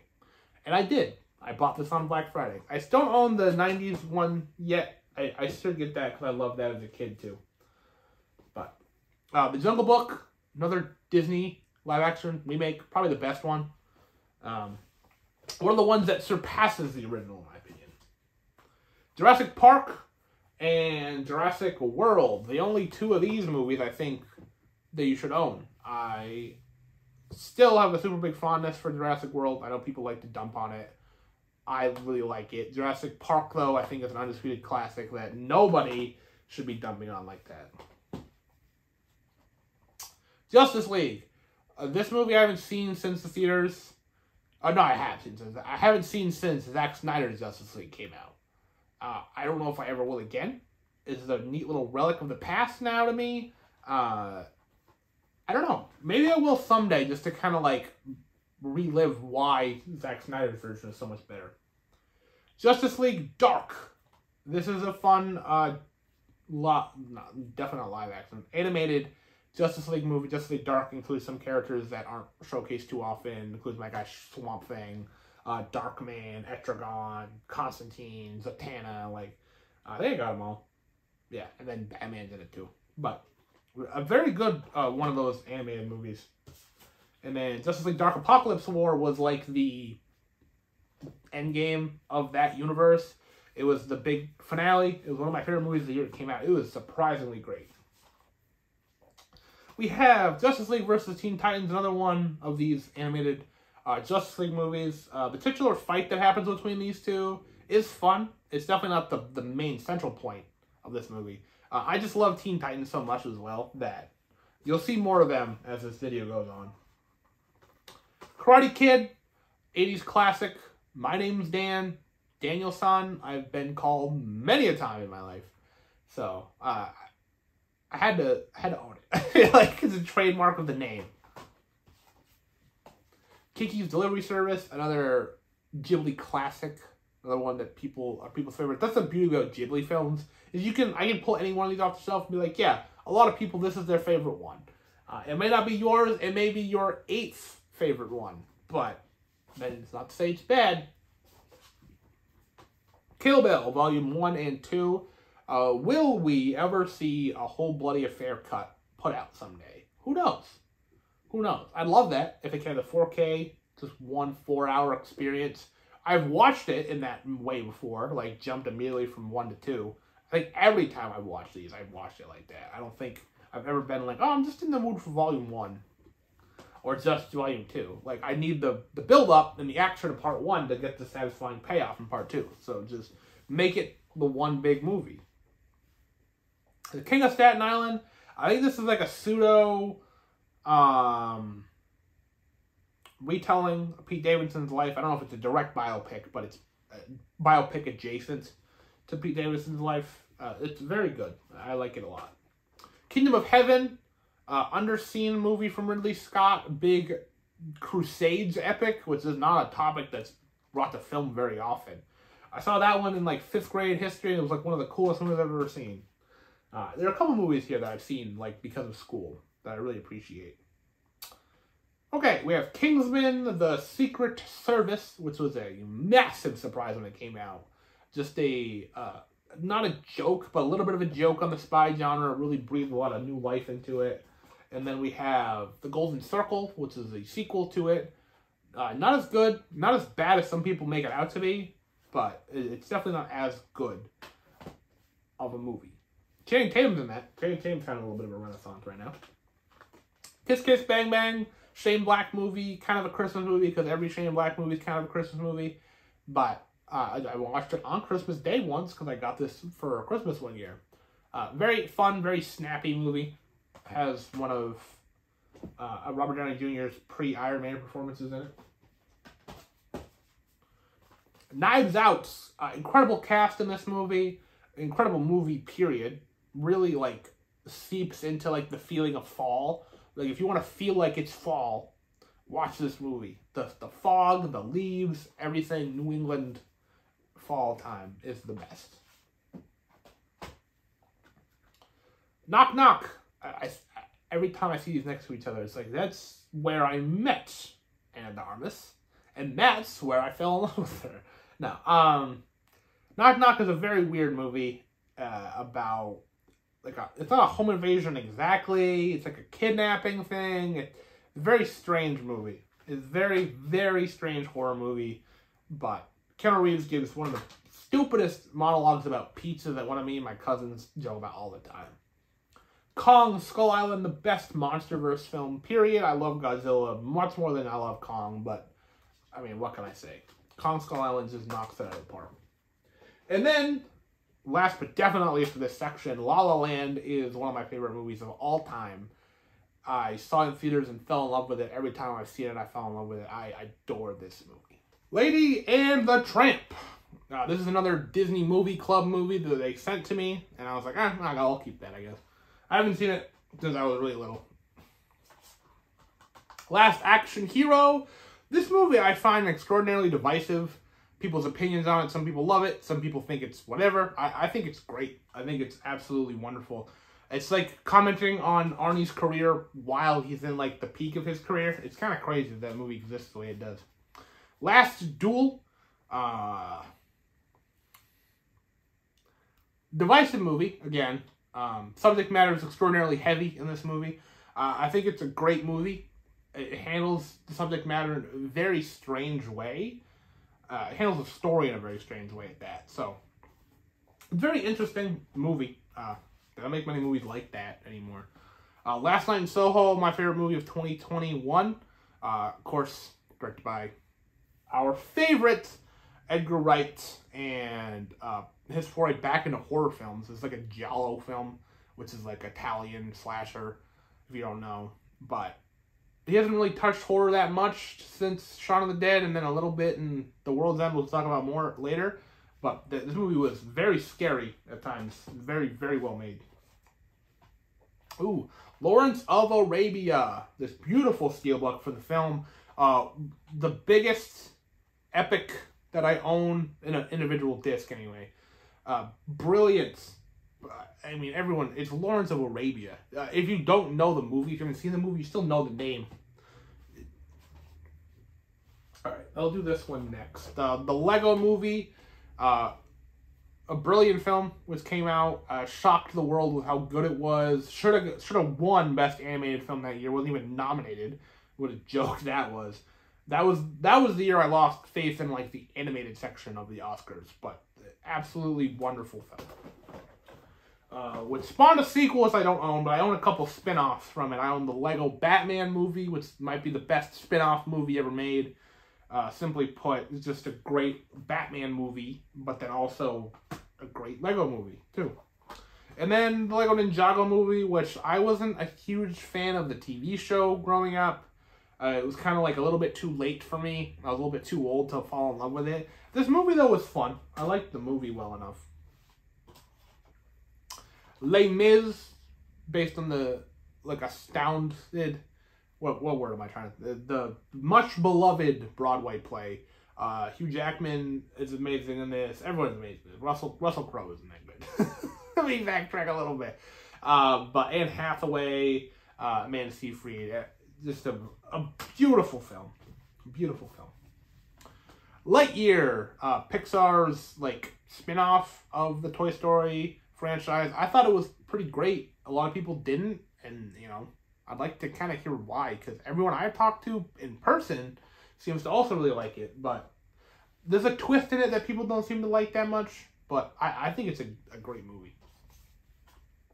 Now we have an undisputed great movie, The Lion King, one of the best animated films ever made, maybe the best Disney film ever made. It's not my favorite because Aladdin's my favorite, but it's right up there. It's absolutely incredible. And then Little Mermaid, again, Disney Renaissance, one of the greats as well. This was my sister's favorite Disney film growing up. I remember I got an extra copy of the 4K and gave it to her for a present. Logan, this movie's been talking about a lot right now too. The great send-off to this Wolverine. And I don't know, we said goodbye for 7 years and he's back, and I don't feel that upset by what the legacy of this movie, like if it was broken, if it wasn't or anything. If you're legitimately upset, I mean, they explain it in the movie, but I don't know. That's on you at that point. Looper, very fun movie, starring Joseph Gordon-Levitt, Bruce Willis. This is one of the last great Bruce Willis movies, and, you know, I wish him the best of luck. I don't remember what disease he has, but that brain disease seems awful. So, but I wish him the best of luck. I'm glad Joseph Gordon-Levitt's back. So, and plus that introduced me to Emily Blunt. So, good movie overall. Lord of the Rings. I say this all the time. I hate that they put the extended edition banner thing up top there. But near perfection in cinema. What is more to say? I think Return of the King is better than Fellowship, is better than Two Towers, but, you know, it's so close. It's like comparing children. Love and Monsters came out in 2020. I even missed it. I was trying to see everything I could that year because it's like nothing, but I even missed it. I fell in love with this movie, though, when I saw it, though. I thought it was an absolute delight. Love, Simon. Another great rom-com. Probably straight up rom-com standards is probably my favorite. It's an absolute delight of a film that I don't think talk about all that much, but it's just wonderful. It was big when it came out, and it's kind of fallen by the wayside, but it's pretty dang amazing. This one, the slipcover of this is like falling apart. But Luca, I wanted to support this because it got shuffled on Disney Plus and never given a theatrical release. But a fun movie that does feel kind of Ghibli-esque the more I think about it. I remember years ago saying like, it doesn't really, but yeah, it does have a bit of that Ghibli feel to it, which is not an insult by any means. The Road Warrior, Mad Max. This is when Mad Max got cool. So the first Mad Max like this cop drama, and this one it went crazy, and then Thunderdome I don't own either, but then Fury Road. Come on now, like you want action, you want octane, you want adrenaline, you want this is it. This is it. That's what you need. Furiosa is great as well. That like just came out though. I need to pick that up. Magnificent Seven, underseen Western, more modern Western. It's a remake of a classic. I haven't seen the original Magnificent Seven. I've seen Seven Samurai, which Magnificent Seven was based on, which this is yeah. Seven Samurai is great too, but absolutely, Magnificent Seven, great movie. Mallrats, my favorite Kevin Smith movie. Although Dogma's pretty great too, but will I ever own Dogma on physical? Maybe not. But Mallrats is pretty wonderful. Man from U.N.C.L.E. Let me tell you what. Henry Cavill has been so great in so many things, and so many times the franchises has been ripped out from under him, or something terrible's happened. He was great in this. It never got a sequel. The whole Armie Hammer thing, obviously, will almost never get a sequel now. But like this, and like the stuff that happened with him in Superman and The Witcher, it's like Henry Cavill's so good in so many things. And like, it's just his luck with sequel stuff and franchise things. It's just been tough. Been tough being a Cavill fan. I mean, there we go. Man of Steel. He's incredible as Superman in this. Not to say I'm not excited for the new Superman film coming out next year, but it's just like DC did him so wrong in so many ways. Like, why did we not get a sequel to this until Batman v Superman, like 3 years after the fact? And then we never saw him starring in his own movie again. Like, yeah, he was in Justice League, but he wasn't a star of that. And then, like, that was it? He cameo performances other than that? Like, ridiculous. Man with No Name trilogy. The Sergio Leone's, like, magnum opus is included in this. This is, Fistful of Dollars for a few dollars more, and The Good, the Bad, and the Ugly. Obviously, I think they get better as they go. Hold on, I guess not. Some people think that Fistful is better than For a Few Dollars More, but I mean, Good, the Bad, and the Ugly is an undisputed masterpiece, in my opinion. Almost perfect movie. Marriage Story. This movie is a devastating look on what a divorce can do to people, and just the pure anger that can come out, and sadness, and it's a heartbreaking look at something like that. But it's so well acted. Adam Driver I was already a big fan of. This is the movie that made him my favorite actor, and he's absolutely amazing in this movie. Scarlett Johansson too. Not to discredit her as well. She's on the same level. The Martian. I love this movie. This might be my favorite Ridley Scott movie. Favorite Matt Damon movie, maybe. A lot of positives with this one. Just a fun movie about a stranded man. Instead of like on an island, he's on a planet with nothing but his wits and his knowledge to get him by.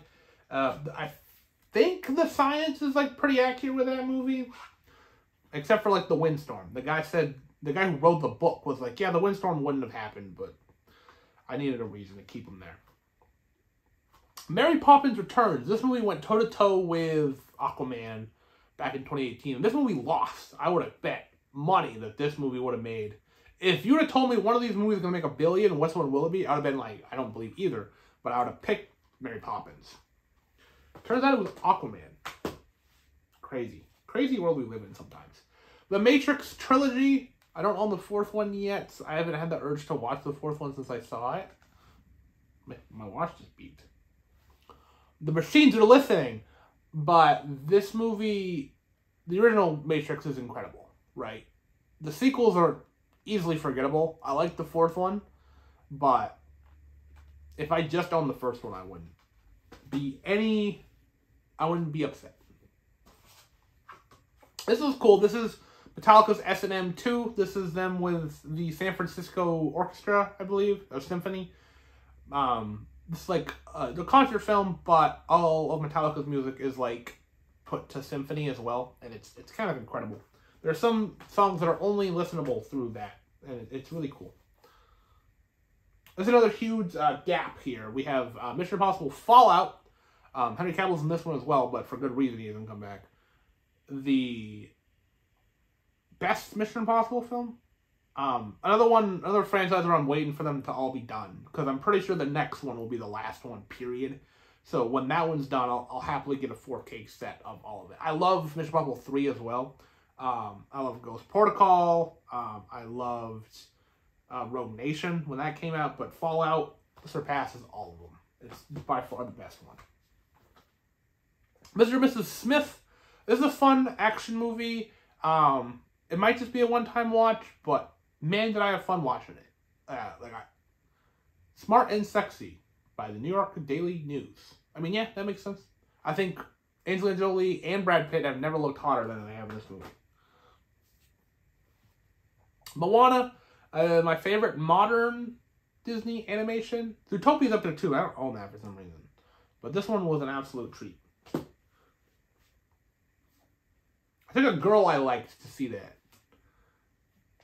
I never told her I liked her, because we were friends. If she sees this, hi. Hope you're doing great. We haven't talked in a little bit. We're good now, I hope. Mortal Kombat. 90s cheese. A lot of people say this is the best video game movie of all time. I disagree. But man, is it not fun? Do I have a blast with this? It's cheesy, it's dumb, but all in the right ways. Mother. Now, this movie is a hard watch. Part of me doesn't know why I own it, because just thinking about some of the stuff in this movie, and I'm like, do I want to see that again? I feel like I should, just to see if it hits me the same way. But it's a pretty intense movie. I don't even know if I actually like it or not. Very strong emotions about it. Mothra, the queen of the kaijus. Wonderful movie. Includes, like, I love the island flair that this movie gets. More tropical feeling that Mothra movies are. There's not many Mothra movies specifically, but, like, this Mothra movie gets. Made her the queen before she got folded into Godzilla stuff forever, but great one. Mulan also includes Mulan 2.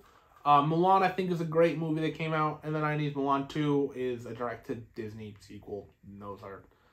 I mean, some of them might be good. I haven't seen all of them, so I can't say they're all bad, but, like, Mulan 2 isn't saving them. That's for sure. Alright, sick. Now we have the My Hero movies. We have My Hero Academia 2 Heroes. I saw this one in theaters. I had a ton of fun with it. And then Heroes Rising came out, and I missed this one in theaters, and I thought it was incredible. I had such an absolute blast watching that. And then we have World Heroes Mission, which isn't as good as Heroes Rising, but I still think it's pretty great. We have another one coming out this year. We have the anime that's still airing for this year. We have the manga that just wrapped up. Like, My Hero fans, if we stuck with it, and I have, we're being treated now. We had a tough time there for a little bit. The anime wasn't great. The fandom's not great, but I think we're being rewarded now for sticking with it. We have a little bit of a couple Ghibli films here. We have My Neighbor Totoro, which is an undisputed classic. One of my favorite Ghibli films. My cousin's favorite Ghibli film. One of his, I think it might be his favorite movie of all time, actually. We haven't really talked about it. But absolute treat of a film. A movie to get you into Ghibli. Totoro is where it's at. My Neighbors, The Yatama's underrated, underseen Ghibli film. I really like this one. It's very, very cute.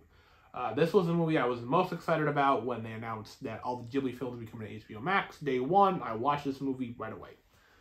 Did not disappoint. It was very, very good. And then I guess technically this isn't a Ghibli film. It's just kind of included because, like, why wouldn't it? It's pretty much the same team that made it. That formed Studio Ghibli, of course, is Nausicaa and The Valley of the Wind.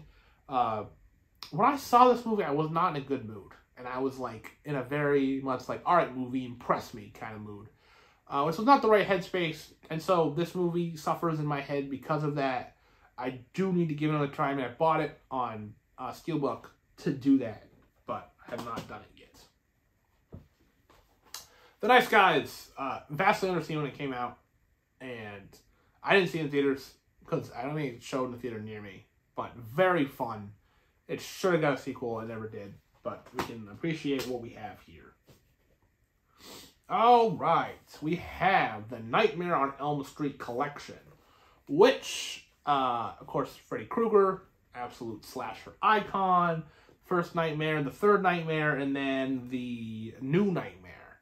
I think are the best ones. The rest waver in quality from okay to really bad.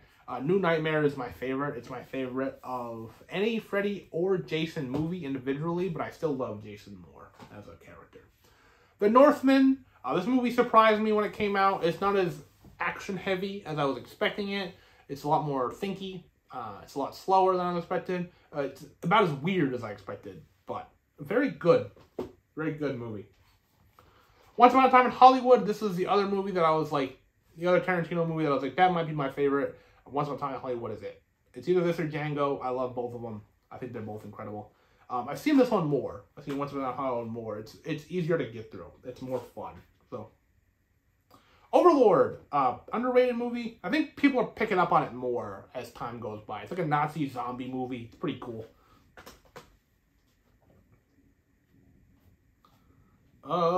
Pacific Rim, the very first Blu-ray I ever bought. I don't own Pacific Rim Uprising because it's whatever. This movie's awesome. I think this is like pre-Kaiju loving Dan, love this movie. Post-Kaiju loving Dan loves this movie. It's just an awesome movie.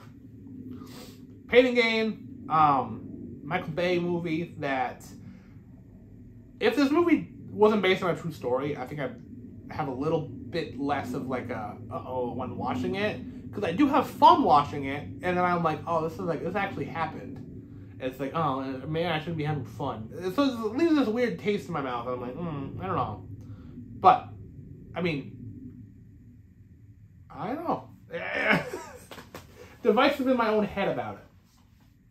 Passengers, I think legitimately underrated movie. I think people rip on this movie a little bit too much. I think it's sleek. I think it's stylish. I think it's enjoyable. Yeah, if you told the story a different way, it would be better. It'd be a much different movie.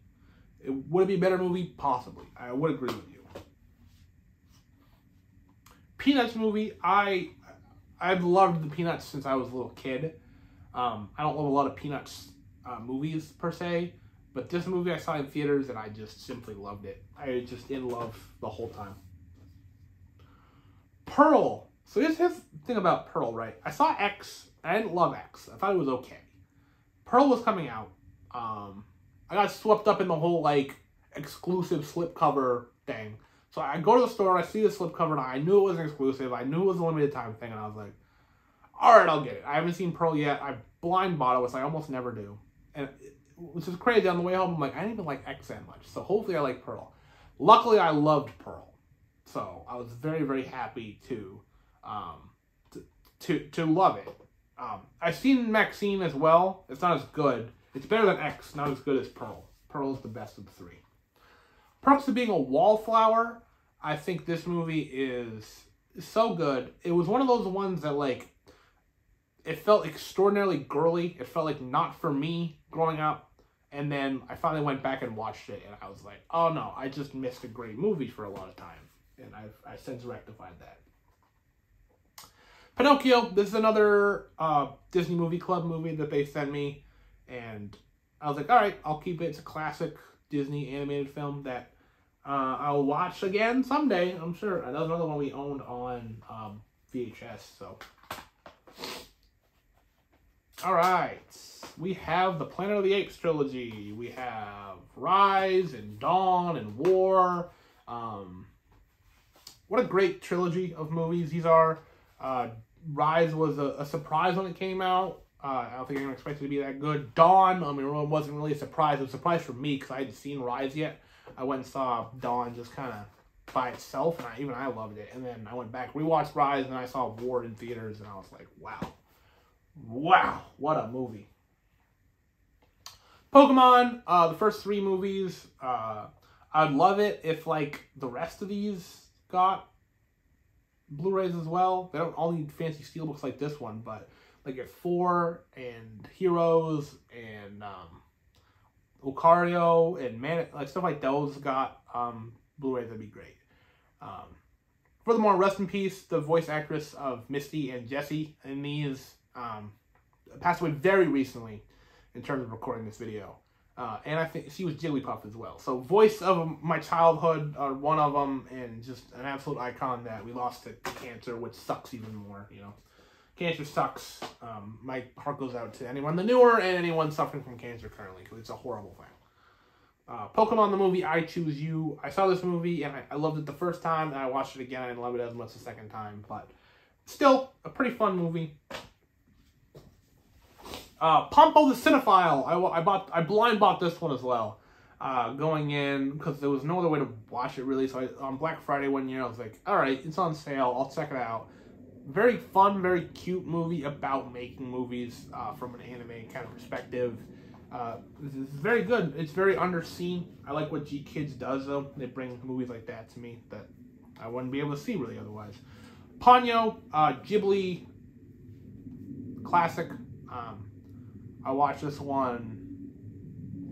How old was I? I was in like middle school, and I didn't really know what this was. It was on Netflix.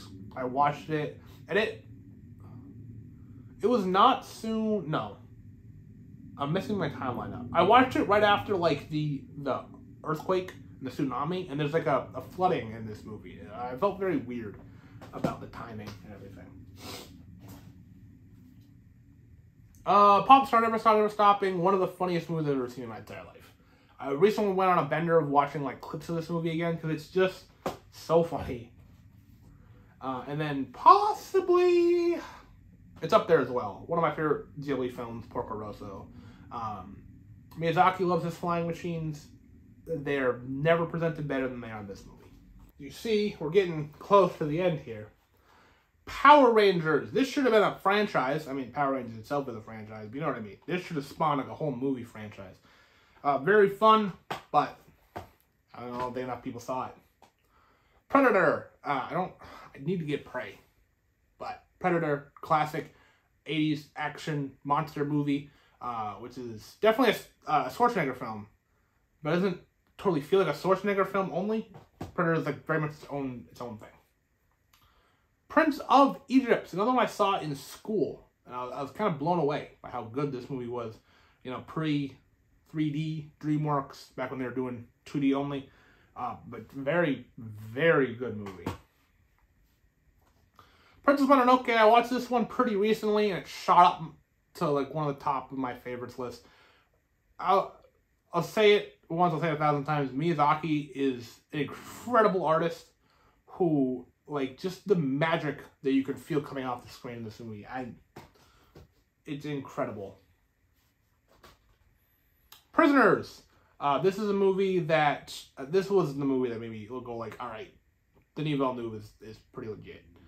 Before this, there was, like, a couple that I saw. Rival I didn't love. Sicario I didn't love. But then Prisoners, I was like, okay, all right. Maybe he's pretty good. Promare, incredibly sickly sweet, bright, like art style that like is crazy to watch and behold. This anime studio is crazy. This is only like film they've done, I think. They normally do like shows, but that movie is insane. Prometheus, feeding off the Alien franchise. I really liked Prometheus. I didn't love Alien Covenant, which was a follow-up, and then I guess Alien Romulus isn't even a sequel at all. So this like pseudo side franchise kind of died off, but I like Prometheus well enough. A Quiet Place. I recently saw the new Quiet Place in theaters, and it was good. I really like this one. I don't own The Quiet Place Part 2 yet. I like that one pretty much just as much, but this was a kind of a big surprise how good that one was. Ready or Not. An absolute blast of a horror film. It's like a hide-and-seek-esque horror game thing, and it's really cool. Just a ton of fun.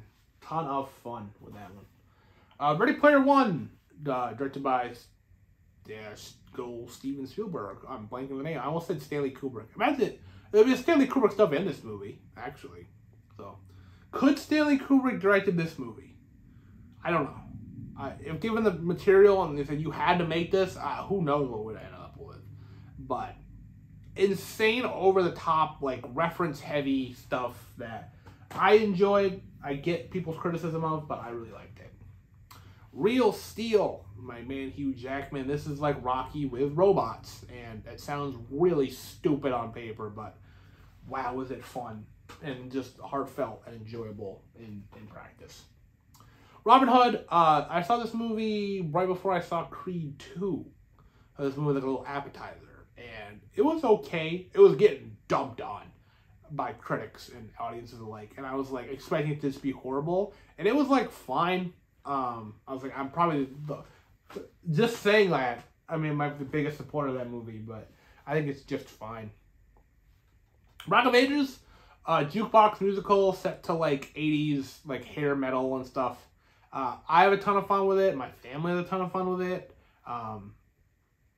It's a lot. Every time I watch it though with my parents, I'm like, wow, there's a lot more sex in this movie than I remember. And every time I'm like, boy.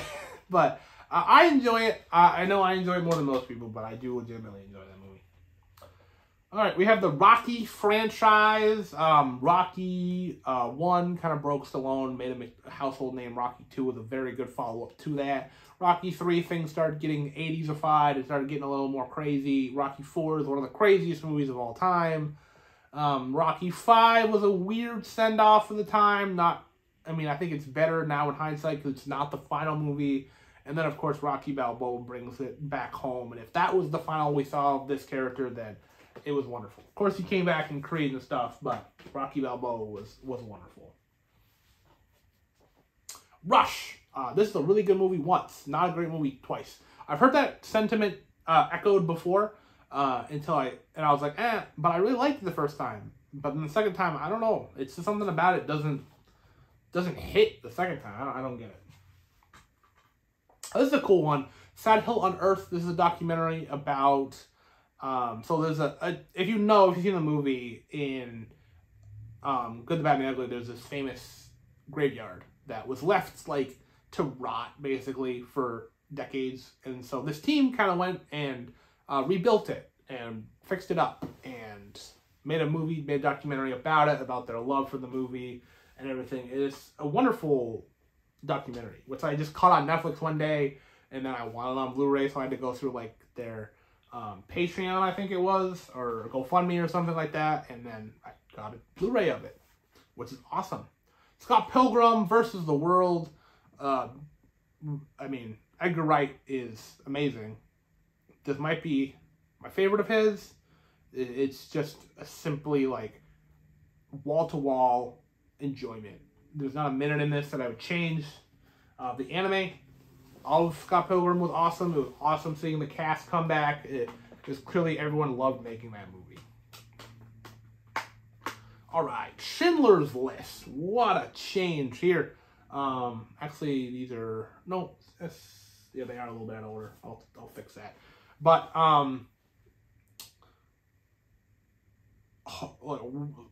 is there a more devastating movie? Maybe than Schindler's List, but like it's so sad that what this movie it's a masterpiece. That's why I own it. I'm afraid to watch it again. I'm afraid to cry that much again. But wow, do I think everyone should watch the movie once? Yes. Twice, maybe not, but once, absolutely. Searching, a very cool movie. It was like all in I don't know what to say. Everything was on a screen, right? So like computer screens, phone screens, camera footage, like everything was like through a screen. It was like a found footage, but only on like computer screens. It was pretty cool. The Shallows, a good shark movie that stars Blake Lively, who is in a movie right now. I forget the name of, but very, very good shark movie. Like I said, I like good and bad shark movies. That's just a good one. Shang-Chi and the Legend of the Ten Rings. Awesome movie. Awesome MCU movie. Post-Endgame, one of the best ones. I'm waiting to see this character show up again somewhere. But that was a really good one. Oh, now we get some bad ones. Sharknado, the complete collection, all 6 Sharknado movies in here. I used to only own the trilogy, but now all of it. Let me see here. I didn't even know this. So 2 has an extended version, 3 has an exclusive Sharktacular edition, 4 has a Viva Sharknado edition, 5 has an extended edition, and 6 has a Sharkaholic cut.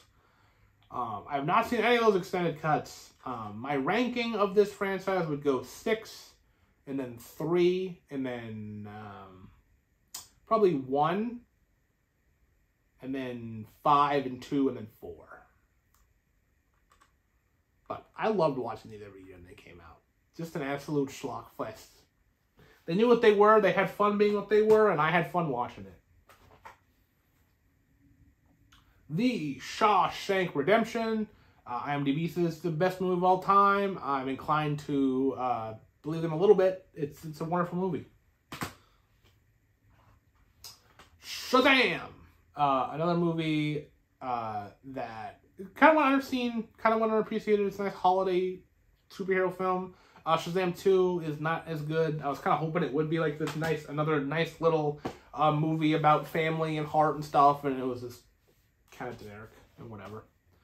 Sherlock Holmes. I used to own both Robert Downey Jr. Sherlock Holmes movies on DVD, and I didn't really ever care for the second one that much. And I saw this one on Steelbook, and I was like, why not? Fun movie. Will we ever get a third one? I don't know. They keep saying they're going to do one, and then nothing happens. And so maybe, maybe not. Shining, I think, is this the only Kubrick film I own? Probably. I mean, it's a great one to own. One of the most famous horror films of all time. Kubrick was a crazy man that made some good movies. So, what can I say? Shrek. Grew up with these movies. The first one, Shrek 2, I saw in theaters multiple times. Shrek 3 I saw in theaters. Shrek 4 we didn't because we were a little bit too old at that time. I don't have fond memories for the fourth one. I do for the third one. I know some people are hating on it now. I mean, I don't know. It's been a while since I've seen it. But Shrek 2 is the best. Shrek 1 is a classic. So, Silent Voice. A beautifully sad film about bullying. And it's incredible. This movie hit me in a way that I didn't expect it to. I cried a lot harder than I expected to. It's just a wonderful film. Simple Favor, another Blake Lively film here. This is a nice little hidden gem that I didn't really know much about it going into it in the theater to see it. I've seen it since. It's quite good. A couple actresses that I think are underappreciated in their time, and yeah, they're just good. It's a good movie. Sin City and Sin City: A Dame to Kill For. Super stylized movies about like noir flair and comic book flair. It's the first one's absolutely incredible. The second one, I used to think was as incredible, but I don't think that anymore. Singing in the Rain, maybe the best classic musical. Like Babylon, like I said, a long time ago now.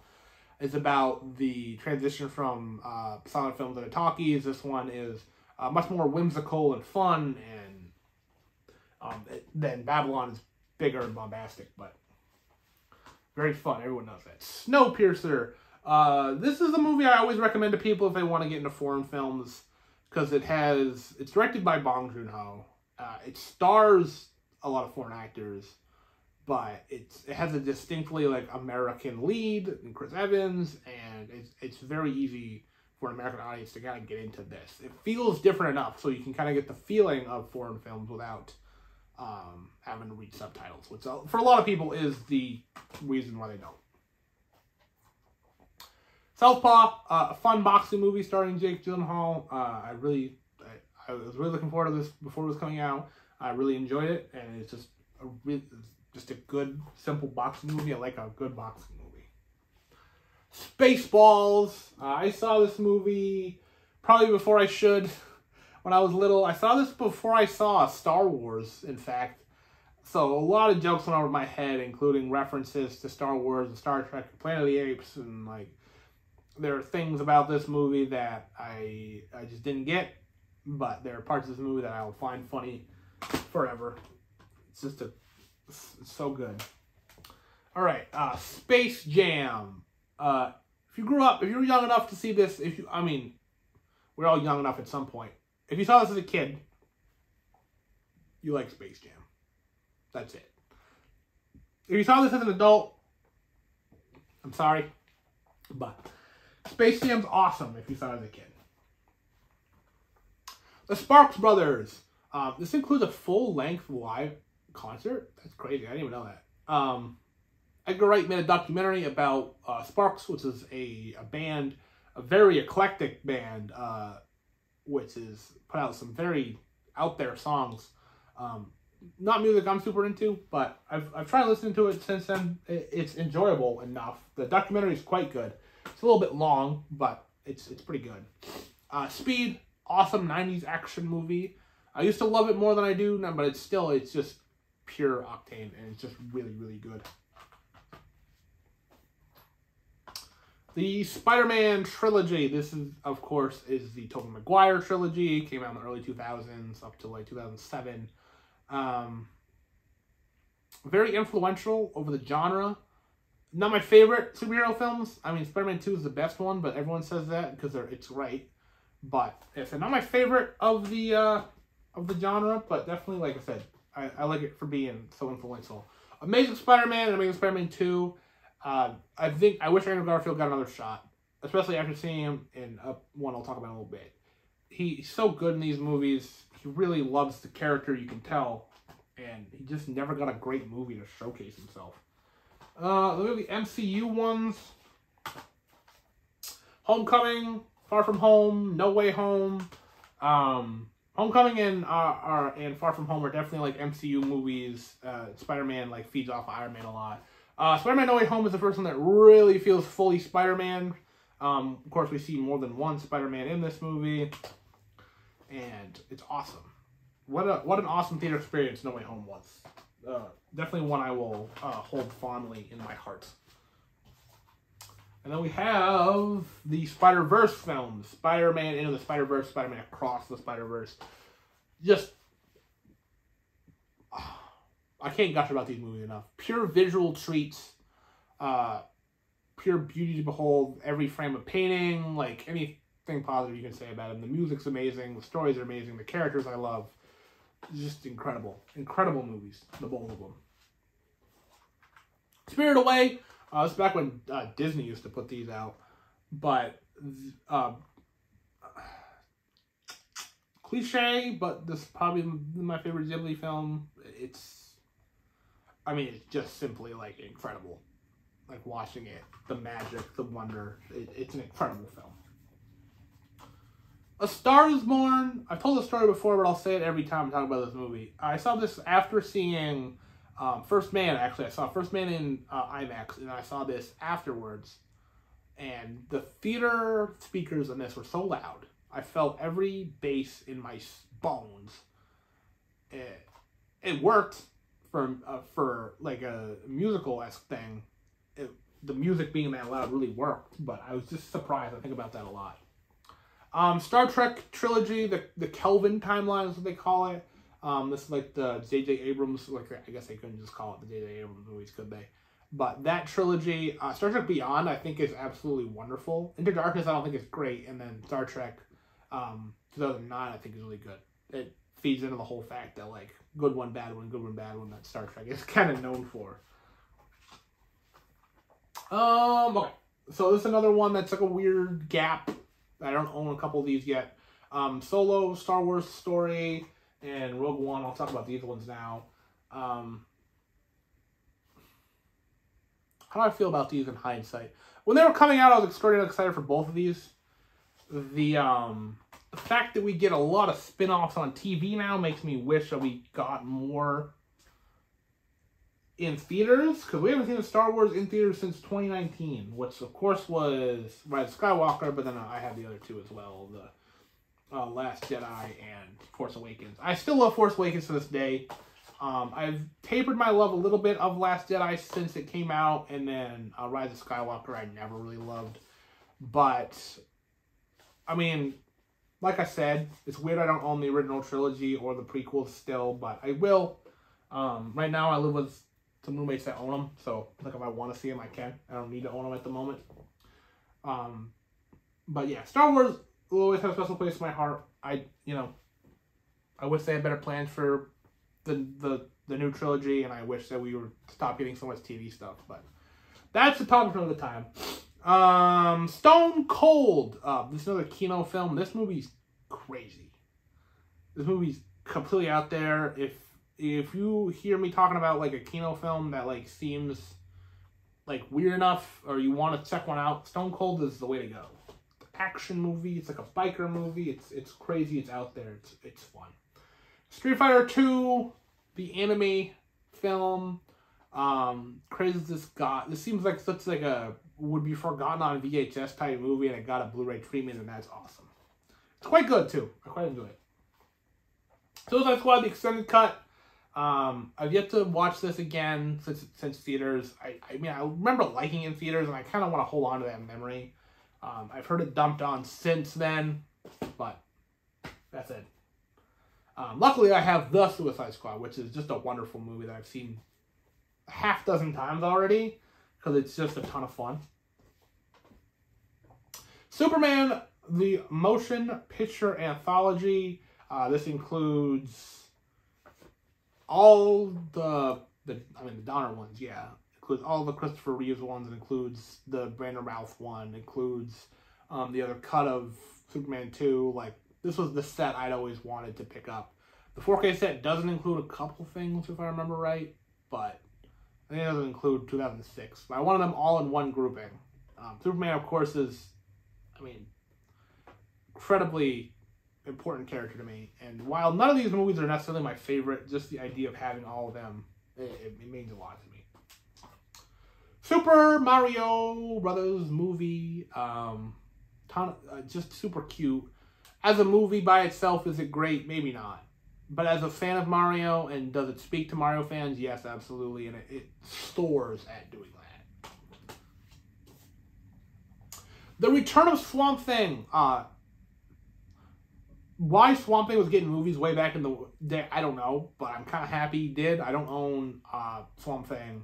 The first one yet. I do plan on getting it. But this one's pure 80s cheese, and it's a blast. I cannot believe Swamp Thing has a movie like that. Take Me Home Tonight, underseen comedy. It came out, I think, like late 2000s. I forget exactly when this movie came out. But I saw it, and I thought it was really fun. So, there we go. Tale of the Princess Kaguya. A movie in which, like, I've never seen anything quite like it before or since. It is a beautifully animated film that, like I said, just the art style in this movie, just the way it's told, is absolutely gorgeous. A beautiful film. Tarzan, another Disney film. I actually took a little while to see this. It was like middle school that I saw this for the first time. Really enjoyed it. The music in this is wonderful. Everyone knows that, but it's just a fun time. Teen Titans: The Judas Contract is another one of the DC animated films. This one's just this is one of my favorite ones. The Teen Titans: Judas Contract story, Terra stuff. If you've seen the show, good time. Teen Titans Go to the movies. I've never been a huge fan of Teen Titans Go. I've seen like a good number of episodes, but I never really fell in love with it. This movie though, surprisingly great, extraordinarily funny, self-aware. Like it knows what it is to people versus like just knowing what it is. It's very good, like surprisingly good. And then we got Teen Titans Go versus Teen Titans, which, and I'll say this every time about this movie, it's weird it exists, yes. If this is the last we see of the original Teen Titans, so be it. You know, I've kind of made my peace that we'll never see more of the original Teen Titans. We were never even promised this, so the fact that that exists is kind of a miracle in and of itself. TMNT Out of the Shadows, now not the best TMNT film. That's the animated one that came out more recently that I haven't picked up yet. But this one's fun. This is the best live action one, I think. I know some people have fondness for the 90s ones, but this one I have a lot of fun with. It feels more like the cartoon. Alright, we have the Terminator films. We have, this is always weird because it's Genesis and then also the original and then T2. When I saw Genesis in theaters, I loved it. I have not seen it since and thought the same thing. but I still enjoy it more than most people. And then Terminator 2, I think, are essential viewing at least. And then we have Terrifier 2, which I wanted to get on 4K to support this movie because it's a very small movie. It was like a crowd-funded movie. Weird that my dad likes these. He's not a horror guy, but like he likes Art the Clown. So I got this. And I think we're excited. We're going to see Terrifier 3 later this year. And maybe I'll get that one on 4K as well. But this is cool. This movie got a 4K. I wanted to support it. Very bloody, very gruesome, very over-the-top action movie. But that'll do it for that section. And last section will be the last one. This is the last section of the movies. And then we'll do a little bit of TV. And then we're all done. So let's finish it off strong here. Thor, the 3-movie collection. What a weird trilogy. Like I said with a lot of MCU stuff, trilogies aren't really trilogies, but Thor especially. 3 completely different movies from each other. 3 Billboards Outside Ebbing, Missouri. This is another movie where I'm like, I don't know why I own that. This is the movie I was rooting for to win the Oscar that year, so maybe that's why. Very, very good movie. It's not one I really see myself watching all that much, but great movie. What is this called? Oh, I'm losing it. I gotta hold on for just a little bit longer. The 3 Flavors Cornetto trilogy, which has Shaun of the Dead, Hot Fuzz, and The World's End. I think these movies are amazing. I think Edgar Wright really showed up very early on in his career with 3 absolutely astounding films. My favorite is Shaun of the Dead, and then World's End, and then Hot Fuzz. Hot Fuzz is one that's grown on me a lot over the years. It was by far my least favorite for a long time, and then I've since rewatched it over and over again. I like it a little bit more every time, so. Tomb Raider. I wish we got a sequel to this Tomb Raider. I don't know if... I know, like, the rights were sold, and then, like, Amazon has it, I think, now, and it's a whole thing, but Alicia Vikander was a great choice to play Lara Croft, and I don't know. I don't know why we never got any more from that, but... Tombstone! Is this... I mean, I think this is a Touchstone, which is Disney, but... Great Western. One of the best Westerns out there, and it's simply cut. Everyone in this movie is astounding. Not much more to say. Top Gun and Top Gun Maverick. This is both films in one. Top Gun Maverick is extraordinarily like exciting and fun and just pure movie type movie. Top Gun, that's how I feel like people that saw Top Gun in the 80s must have felt. Because when I hear like people of the older generation talk about Top Gun and they're like, oh, it's so good. Like, you had to have been there. It was like this movie event. Had to see in theaters. And I watched it and I'm like, yeah, some of it's good. Some of it's very cheesy. Some of it's dated. But then I see Top Gun Maverick and I'm like, wow, what a movie. So that's how I feel like it's a direct, like, that's how they must have felt. Like, that's the only way I can explain it. The Town, Ben Affleck, again, directing this movie. Great heist movie. Great movie about the city of Boston. And, yeah, simply put, it might be his best movie, Ben Affleck. Ben Affleck's a great director. The Town might be the best of what he has. We have the Toy Story 4 movie collection. I guess we're getting a 5th one now. I didn't think we need a 4th one, to be honest with you. 1 and 2, I grew up with. 3, I remember hitting me in such a strong emotional way. I thought it was a perfect way to end it. 4 comes out, and I liked it when I saw it, but the more I sat with it, the more I'm like, I don't like how that movie ended. I don't like what they did with some of the characters in that movie. But overall, Toy Story is great. Turning Red, that's another one that Disney just decided to drop on Disney Plus. Never got its fair shake in theaters, but a great Pixar film that more people should check out if they haven't. 2 Mules for Sister Sarah. Silly title. It's a Clint Eastwood Western. I got this one in another Kino collection kind of thing. And then it's pretty good. It's not the best Clint Eastwood Western, but it's definitely not the worst either. It's a pretty good, fun movie.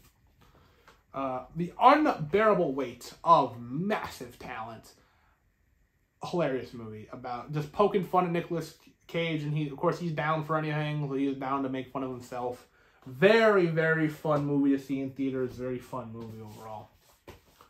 Uncut Gems, which has this stupid sticker residue on it, but not a fun movie. Very intense movie. Adam Sandler's best movie, and it's very anxiety, stressful. It's very good though. All right, we got more Clint Eastwood westerns. We have Unforgiven and The Outlaw Josie Wales. I have this under review for Unforgiven. I think that's the better movie in my opinion. Outlaw Josie Wales is just an addition here, but both are very good.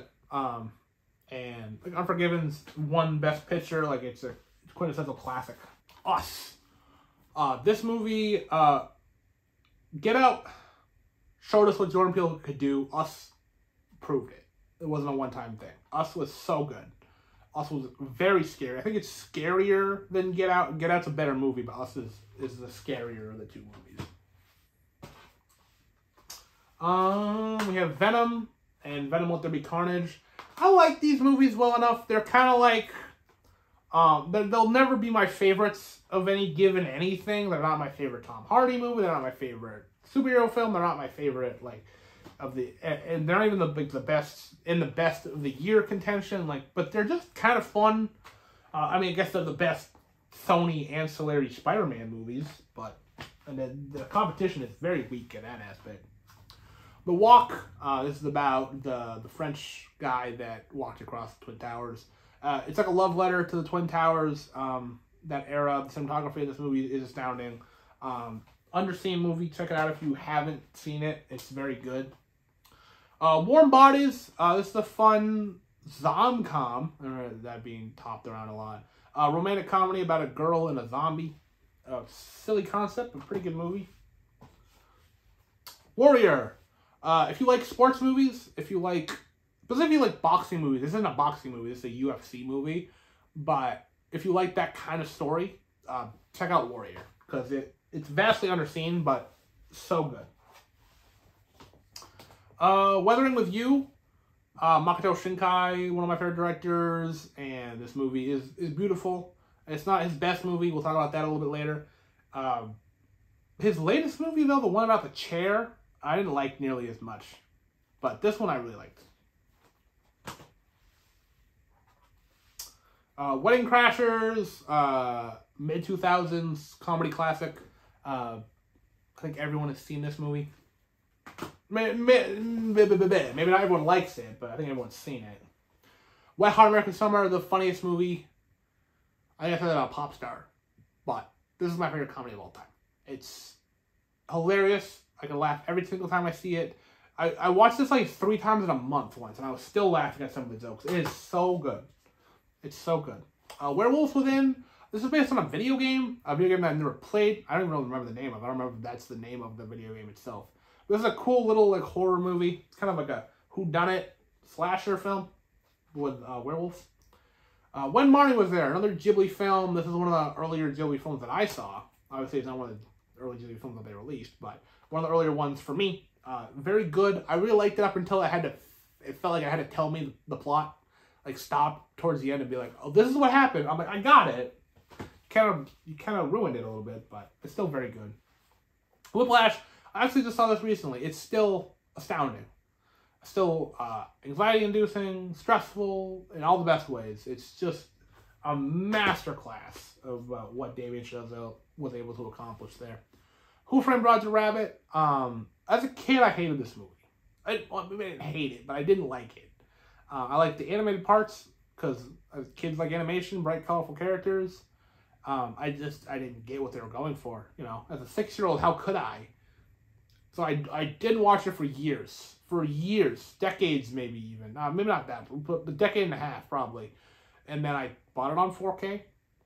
I was like, I gotta give it another try. People love this movie. I'll probably love it. I watched it, sure enough. I was like, this movie is near perfection in everything it's trying to accomplish here. The Wind Rises. This movie's pretty cool. This is, again, this was supposed to be Hayao Miyazaki's last film, but then we just got Boy and the Heron, which, again, might be his last film. I think Boy and the Heron is a better send-off than this one. I think it's a better movie, but this movie's still, like, quite good. It feels like more of a send-off than Boy and the Heron is, so maybe we're, you know, ready to get another one, but I don't know. The Wizard. This movie is historically significant because it was where Super Mario Bros. 3 was unveiled for the first time. Kind of explains the 8-bit pixelated art style of the cover here. It's not a great movie. It's definitely like, if I grew up in the 80s though, I would have loved it. I know I would have loved it.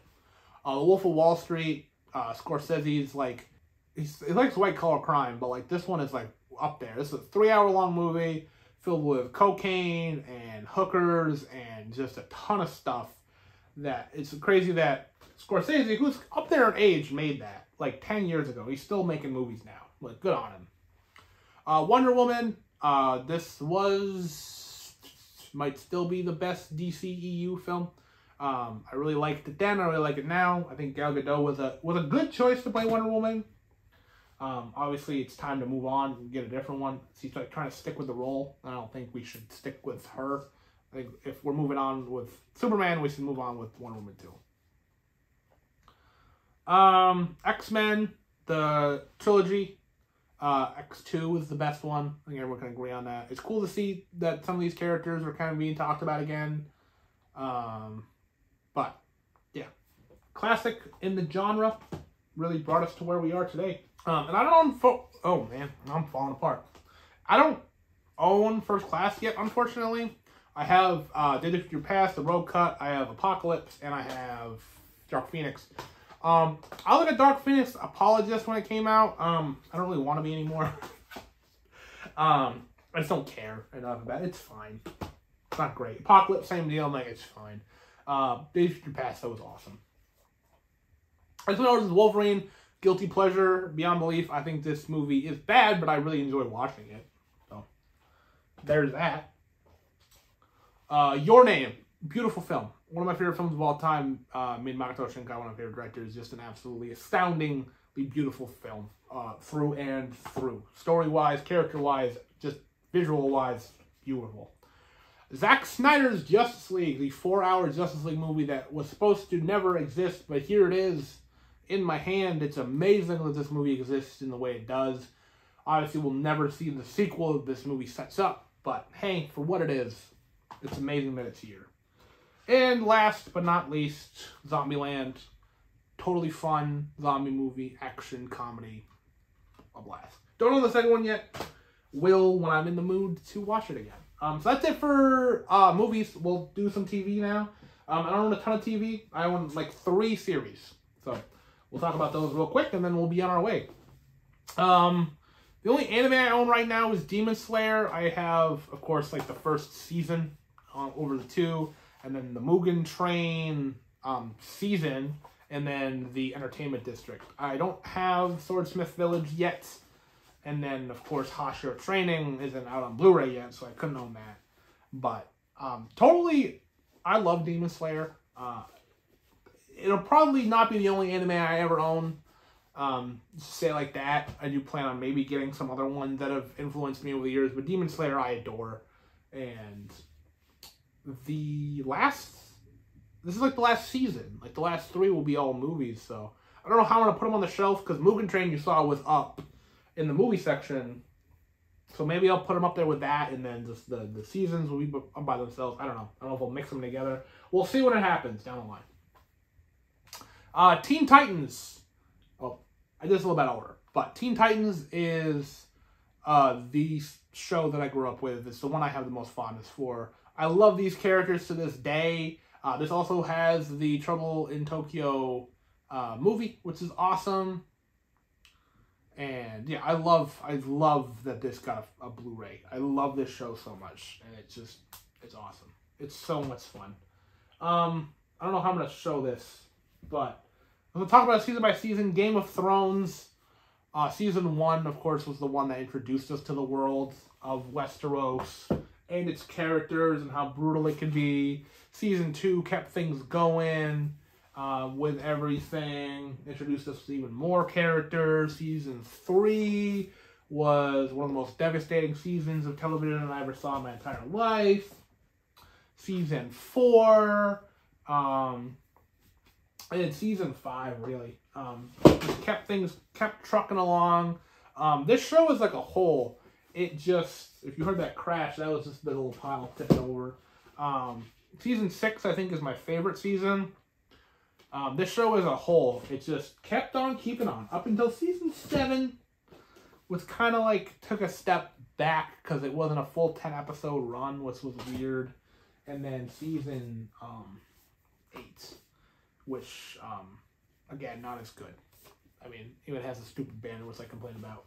With Lord of the Rings, I mean, yeah, up to, and then it also got this, like, Game of Thrones Conquest and Rebellion, an animated history of the Seven Kingdoms. It's like a 40-minute thing about some background. It's pretty cool. But, yeah, Game of Thrones as a whole, I love it to death. My favorite TV show of all time.